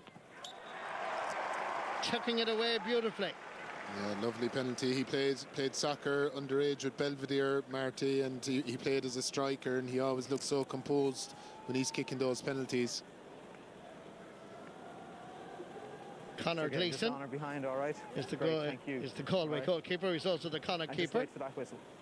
And Kieran Thompson for Donegal, facing the Connacht number 1. Straight down the middle, Conor Gleeson is saying to him.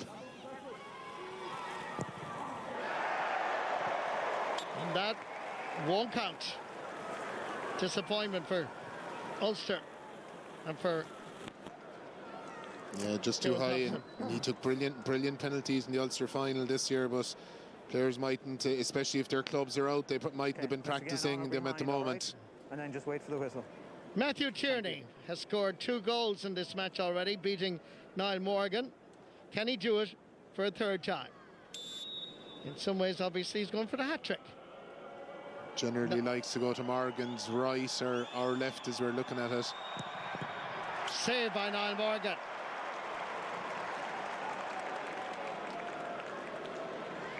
Yeah, it wasn't his best one. He went that direction. He likes to go that way. All right, Matthew. He got 2 great goals in the course of the game, but brings it back in. Ian O'Neill likes power. Can go both ways, but often seems to go to his right, keeper's left. So we'll have a look here, Marty. This is Rian O'Neill facing Conor Gleeson, and Gleeson saves. Now that is a good save for the Connacht keeper. Great save, yeah. He went that way. He likes that way as well. Brilliant save. Conor Gleeson is doing plenty of chatting to the kickers when they come up, and it's having an effect. So Connacht leading by 1-0 so far. Connacht's turn now. All right, Honor behind again. David Burta. Thank you. Having scored a goal already in the match, an absolute beauty. Facing Niall Morgan for the second time. And Morgan saves brilliantly. Played a bit of soccer himself, of course. Yeah, absolutely. Another great save from him. And he had to kind of adjust his hand back. He was almost dived past the ball.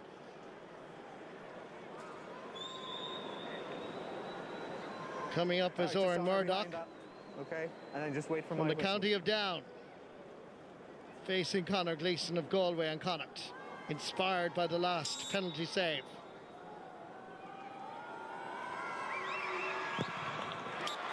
Hits it beautifully. Chucking it away. It's 1-1. Yeah, Conor Gleeson didn't say anything that time, Marty, so expect a bit of chat maybe on the next one again. Johnny Smith from Roscommon. So just Honor behind again, all right? And Connacht going to take this next penalty. Niall Morgan with the face of concentration. Oh, hits the post. He can afford a wry smile. Yeah. He hit it well, but smacked it off the post. I'd say they've been so busy getting used to the proposed enhancements, Marty, they haven't had a chance to practice penalties for tonight. Wait for that whistle.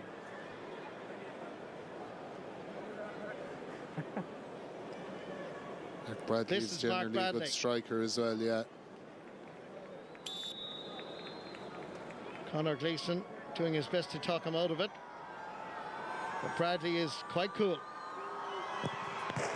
And he hits the post oh my God. for the second time. almost the exact same spot. So we're still at 1-1 as we head into the 5th penalty.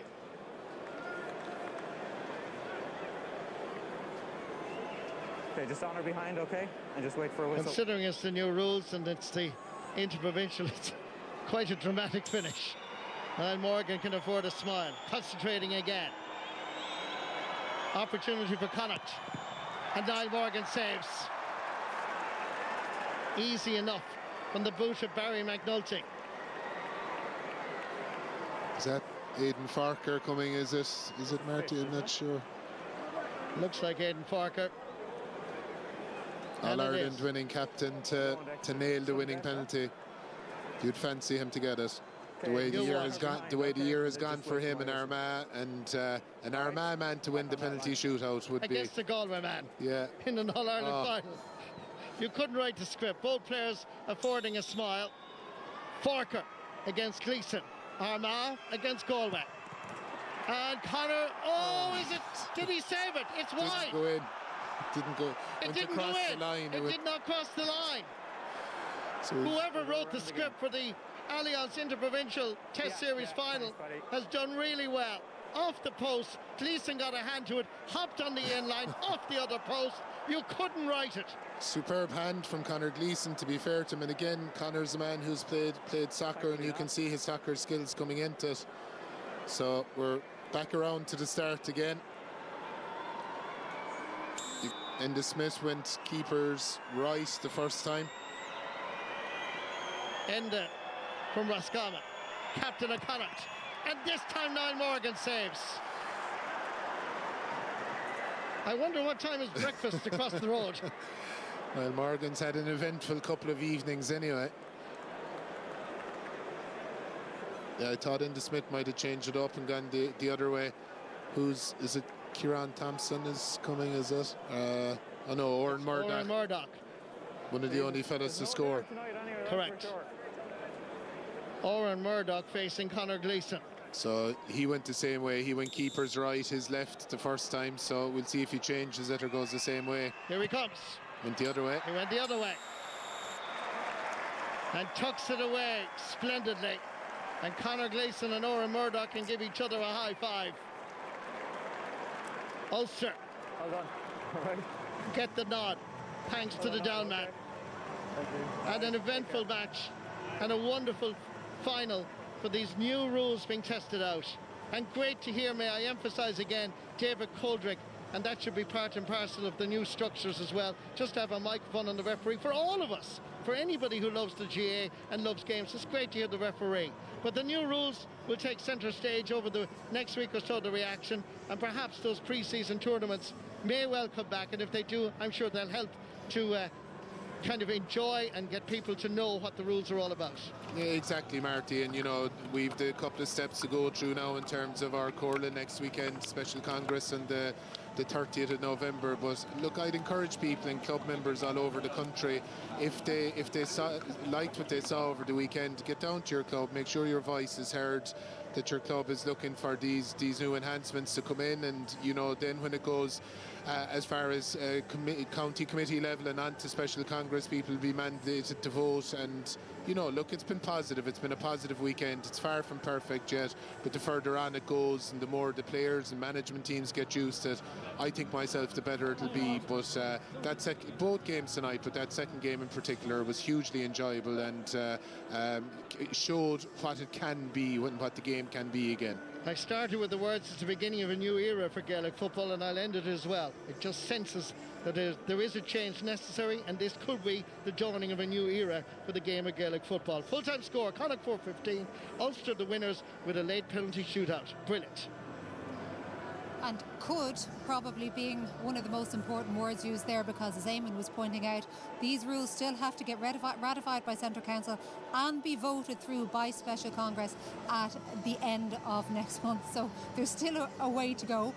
Having said that, Peter Canavan, Joanne, we need to get Jarlath mic'd up here by the looks of things. He's both teams in the huddle. He's saying a few words. So maybe Dave Godric would give over the mic. I'd be interested to hear what he has to say. But look, by and large, a very positive night. In fairness to the FRC committee, Jim Gavin has led them in a very professional manner. They have put a lot of thought and they've cast the net far and wide with their ideas. And I think what they've brought to the table has been very impressive. And if tonight is end to go by, and as Eamon said, if club can support this, but I don't think we'll have any problem, and with Martin here, implementing the new rules at inter-county level is getting it across at club level is going to be the problem, and maybe might hinder some counties from giving it their full backing. But as Eamon said, let's hope that they give it the support that they badly need here. Well, Martin, one of the things that has been continually said by Jim Gavin, by Eamon Fitzmaurice, by all the members of the FRC is that while they would like them to be implemented in full across the board, all grade levels with some tweaks at underage, if needs be, they will. Cascade is the word that they use, and that seems to be something that you are behind.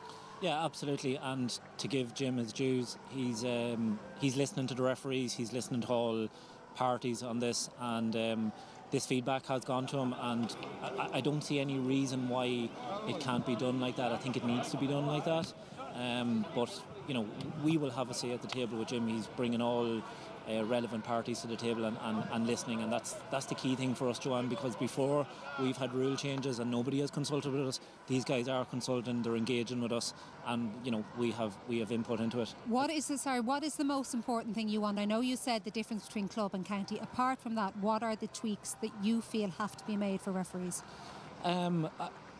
Particularly the white and red flag there. I don't think it looks good. You know, I think we can tidy that part of it up. The rest of it, you know, we probably need. This is only internally in our own upskilling, but you know, there's going to be a bigger focus on the collective now, particularly with linesmen picking up encroachments across the halfway line. But other than that, you know, we feel that we can manage this, and we are quite positive about it. Do you think referees would be in favour of the quarters, the 4 quarters, rather than which is not one of the proposals, I should point out. It's not, but my own opinion is it works very well, and when the game is so fast, it gives management and coaches a chance to have a quick chat with the players. Maybe the referee could do the same now with the linesman, considering they've got more power. I will get your answer to that question in a moment, but the man of the match is currently standing by. That's Rian O'Neill. He's with Damien. Thank you, Joanne. Allianz man of the match, Rian O'Neill. You're back in the spot again, Rian. Congratulations. Jeff Sparling from Allianz is here to present you with your official award. Thanks very much, Jeff. Rian, how enjoyable was that? And even from last night, what has changed in the space of 24 hours, because it looked to be more controlled out there? Yeah, of course we enjoyed it, you know. There's a lot of space out there, the ball has been kicked, but I suppose one thing from last night, maybe we walked it a bit more up the field and tried to kick it in from there, you know, instead of trying to launch ball from 70, 80 yards, as much as it's tempting to do that and as much as you want to do it, you know what I mean. But the closer you're walking in, the more opportunity for shots you get, and then them scoring chances were opening up for us there.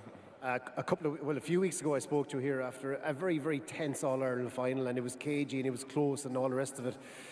Would a game like that be allowed to be replicated under these new rules, Rian, or is it simply advance and get that space at all times? I suppose it's hard to know at the minute, you know, that was an All-Ireland final. Teams aren't going to open up that expansive, you know what I mean, an All-Ireland final, and at the end of the day, you're trying to keep it as close as you can, you know, trying to win the game as well, you know. So it's hard to know how it'll fit in. I suppose if they come in during the league, that might tell the tale, you know, when it's windy, sticky conditions, smaller pitches, bad fields. It might bring teams closer together, but it's hard to know. Judging from out there in Croke Park, it's the best service in Ireland, and the game allows to be fast then, you know. What's first in your head then when you get the ball here tonight and last night? Is it have a go? Is it look up? Is it maybe see who's in the inside forward line? Has it made much difference to your way of thinking, way of approaching the game? I suppose the first thing I'd always look forward is to try to get the ball in. You know, the ball's going to move faster than any man, but I suppose even more so now with the three up, there's boys moving inside and there's a bit more space for them, but the only thing is they can be isolated up there then and they get stuck on their own, you know, so it's about getting men off the shoulder then and running with them and getting numbers up the field, but of course it lends the option to kicking it in more often. Last question for you, Rian. This process has a way to go, but from your weekend in the middle of it, is it worth sticking with? Are a lot of the rules working? Is there a lot to be positive about? Yeah, just as far as the scoring, my maths wouldn't be great, so I was struggling to figure out what the score was. I was asking Aidan Falker the whole second half what the score was, so... we don't worry, we can sort out all that, but for now you are the Allianz man of the match. Well done, Rian. And Pádraig Joyce is here beside me as well. Pádraig, thank you so much for your time. You can pop in there beside Rian. You get these photographs taken. In you go, Pádraig. You're fine. I thank you, Rian, for your time. Pádraig, it's a tough way to lose a game, I guess, but at the same time, for the last 2 nights, what have you learned about this new system? I suppose the core enhancements that the FRC want to bring through. Look, tonight's game was a really, really good game, in fairness. Very open football. You know, Ulster probably played a lot of football in the first half. The goals probably kept us in the game, but exciting finish there, great finish. And yeah, penalties is always exciting, but they probably weren't the best penalties ever taken. But look at the lads, fair play to them. Showed some great effort, the players from all provinces. But you know, for lads to give up their weekend and come up here and play the game was great. Pádraig, for the last 2 nights, even last night as well, the way you controlled the game, the way you adopted it, you found the strengths and weaknesses of that system straight away in a short period of time. Yeah, look, we did, and look at the fair play to the players. Like you know, they're very, very smart people these days, inter-county players, that they know what they're about. So look, it was great and it was very enjoyable. Obviously, the games were very, very enjoyable. Even last night and tonight were two good games as far as we're concerned. So yeah, it definitely makes the game speedier and faster. There's no doubt about that. So look, there is definitely some rules there that could be taken into the game. Last one for you. There's a lot of rules going forward here. What would you definitely stick with, and is there anything that you're not too sure about? I think the 3 up top is a good one, you know. The tap and go from the free kicks just speeds the game up as well, you know. So the kick out one maybe might need to be looked at. I think, you know, people just create an arc outside the 40 metre, the kind of stuff. But look, there's definitely 4 or 5 ones there they could look at and try and get through. Thanks, Pádraig. Talk to you soon. Back to you, Joanne. Yeah, Pádraig Joyce there and Rian O'Neill. I think we're all Rian O'Neill tonight and yesterday, scratching our heads with the scoring system. Hopefully we'll get used to it. Before we go to ad break, do you just want to answer Peter's question there about the potential for quarters also coming in instead of halves? Yeah, no, I think referees will be quite neutral about that. We had it in a form of the water breaks back in COVID. You know, we're glad of any break we get during the game, but yeah, look, I think we'd be neutral about that, to be honest with you. Okay, we'll have more reaction and analysis to these trial games coming up very, very shortly.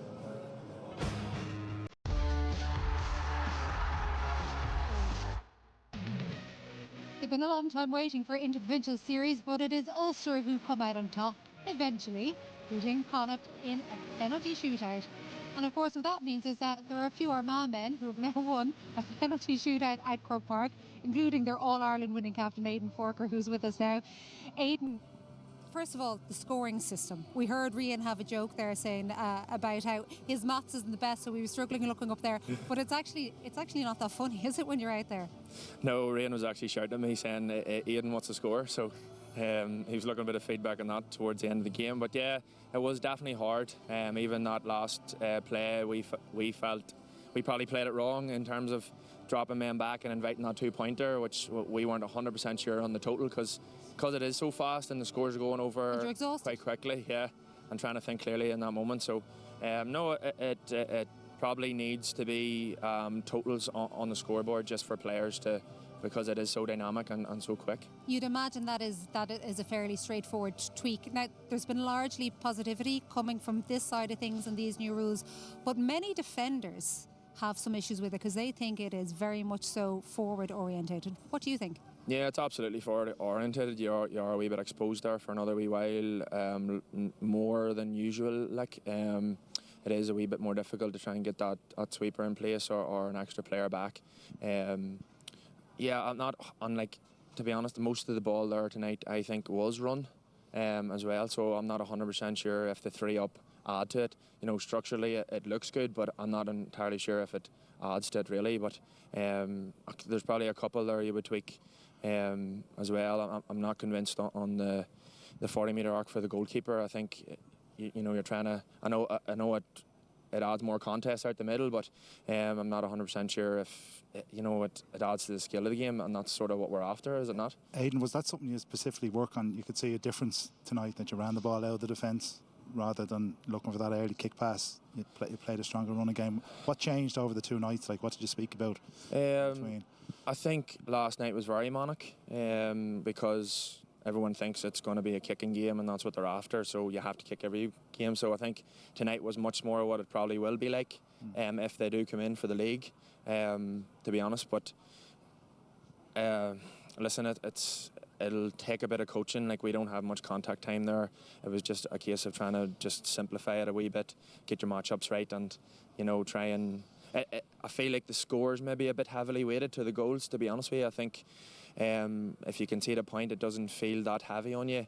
On a 4 feels quite heavy. So is that a bad thing, Aidan? Are you saying? To me, even a 3-2-1 would be good. I think the 2-point arc is nice. I think it's good. I think it adds to it. But I think goal feels quite heavy, and it can knock you. And I think if teams will set up to not concede goals, because I think if you concede 2 or 3 goals in a game, you're going to struggle to win the game. But Aidan, teams found it hard to get sweepers back in there tonight. They didn't appear to be worried about conceding the 4 points. Was that because of the being able to score 2 points from the outside arc? No, it was because we didn't have much contact time to talk about that, to be honest with you. So I think managers will be quite wary of conceding goals. So I think you'll be coached very much to try and negate goal chances, and you might concede. Like, if you look at the stats, that 40-metre arc is probably a 50% zone at best. So you might concede 4 or 5. I think last night, they shot the lights out, to be fair to them, but I don't think that's as worrying as conceding. And the other criticism that many had from last night was the lack of physicality in the game. Would you concur with that? Yeah, well, I would definitely concur. It's hard to get contact on. The ball's moving so fast, and listen, you can't put them rules in and then want contact when you're going to get a lot of bodies in the middle because the ball's gone out long. I don't think that adds to it too much, because just, to be honest with you, you're just fighting for back ball, and maybe the traditionalists like that, but I think even if you're able to play 2 up instead of 3, you're definitely going to get more contact on, because there's more bodies in that half of the field or in that defensive arc, that you might say. So you might have the opportunity to put a bit more contact on. And you don't think any of that is down to what you were mentioning earlier, the fact that you had so little time together? You've obviously only had a short amount of time to work on these rules, and they've been being tweaked all along the way as well. Does that come into it from the lack of contests that are about the field? Yeah, even defending the kick out, I think you learned more from last night and tonight, and to try and block off those pockets for be exposed to the long one. So you find out more and more off all the time.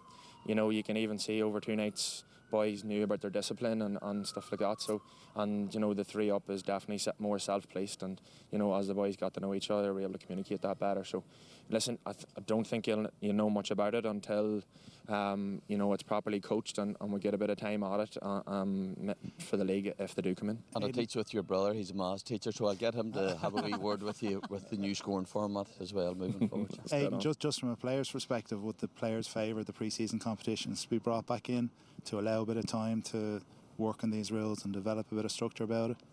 Well, I think the GPA did do a survey and was unanimously against, but ordinarily it probably wouldn't have suited us years ago with Armagh, because we were carrying smaller panels, and you run the risk of maybe injuries and stuff like that. But I think it would suit us now, because we have a big panel, and those competitive games were useful for us over the last couple of years. So I think it's a very individual counties and what if it suits them or not. I think it's hard if you put out a survey. You're always going to vote as a GPA member to suit your own county. So I'm not sure the validity of that type of thing in terms of getting those results. So and I know it's obviously impacting the provincial, Ulster Council and stuff in terms of their income. So there's a lot of things to be factored in. Aidan, can I just say that's first of all extraordinarily honest, and it's very good of you to come on and say that you have a man you know quite well standing beside you there in Martin. Is there anything you would ask of the referees?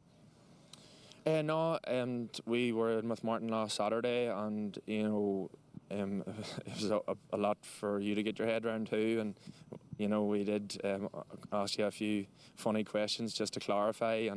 And listen, I found, especially over the last year, the referees are very approachable, and I suppose if you go to them with the right approach, but I think it's only a good thing. David tonight was chatting away, and that idea of respect to referees and talking to them the right way, it only bodes well in terms of like as long as you're explained. Like I'm happy to know what I've done wrong if I'm told. Do you know what I mean? Just an unintended consequence of this weekend, we've the open mic, which obviously was never part of the FRC. What's your opinion on that? It seems to be quite positive after last night, but what's your own as a player's point of view? I think it's a very good thing. Yes, for the spectator, but also for just clarity around, keeping everyone clear on the decision making around what you're doing.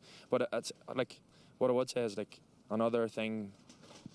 It's a big pressure on amateur referees who are amateurs. To me, we should be pushing for potentially professional referees. Like we put a lot of time into it for decisions to be made. And to me, referees need to be held. They are held accountable, but if they're professional and they could run all the schools competitions and they could train referees and incentivise more referees, to me that would be an obvious way to go in terms of. I know it's an amateur sport, but there's so much at stake in these big games. To me, they do a great job, but it could be even more professional. Really well said, and you can find that other Armagh man in there who's currently the boss and have a little word with him. But for now, Aidan, you've been so good with your time. Great insight there as well. Aidan Forker, the Armagh All-Ireland winning captain, thank you very much for being with us. We'll look in a little more detail into this second half, and we might begin. Thank you, Aidan. Bye-bye. We might begin. We mentioned, Kieran, about the 2-pointers and the difference it made there all around the place. So let's look at some of the consequences going the other way as well. Yeah, well, obviously the 2-pointers are a huge advantage, but the 2 points from a 45, Joanne, I think is questionable, because you could be in a position where a defender puts in a great block, or we had a situation tonight where there was a 1-point shot and Niall Morgan flipped it out for a 45, and then Conor Gleeson's getting a chance for a 2-pointer. I can't understand that logic. I think a 45 should be 1 point, because I just don't think it adds up. I get why there might be a free, but we've seen the benefit. This is Johnny Heaney's great score, and that added that excitement to be able to pick off those scores from outside the arc. And when we said that space was there ultimately because you only had the 11 defenders back, and you still can sit somebody in front. And I think Aidan touched on it there. We will see a change. He spoke about the goal, the value of the goal. That's a threat, maybe that's a good thing, but having the 11 back, we'll see the defensive structures begin to develop as this evolves. So the good and bad, and another thing Aidan did touch on was about the difference it makes in defence and how that affects things, and how Connacht did pounce on it as well. Yeah, I was expecting him to say that it did favour the forwards moving forward. But the goal, Diarmuid Murtagh scored a fantastic goal here tonight, and Ulster did have a right few defenders back, but the sweeper, I'm not too sure, I think it was Faulkner maybe, he came out, he left his sweeper's position because there was the threat of somebody coming through and kicking the ball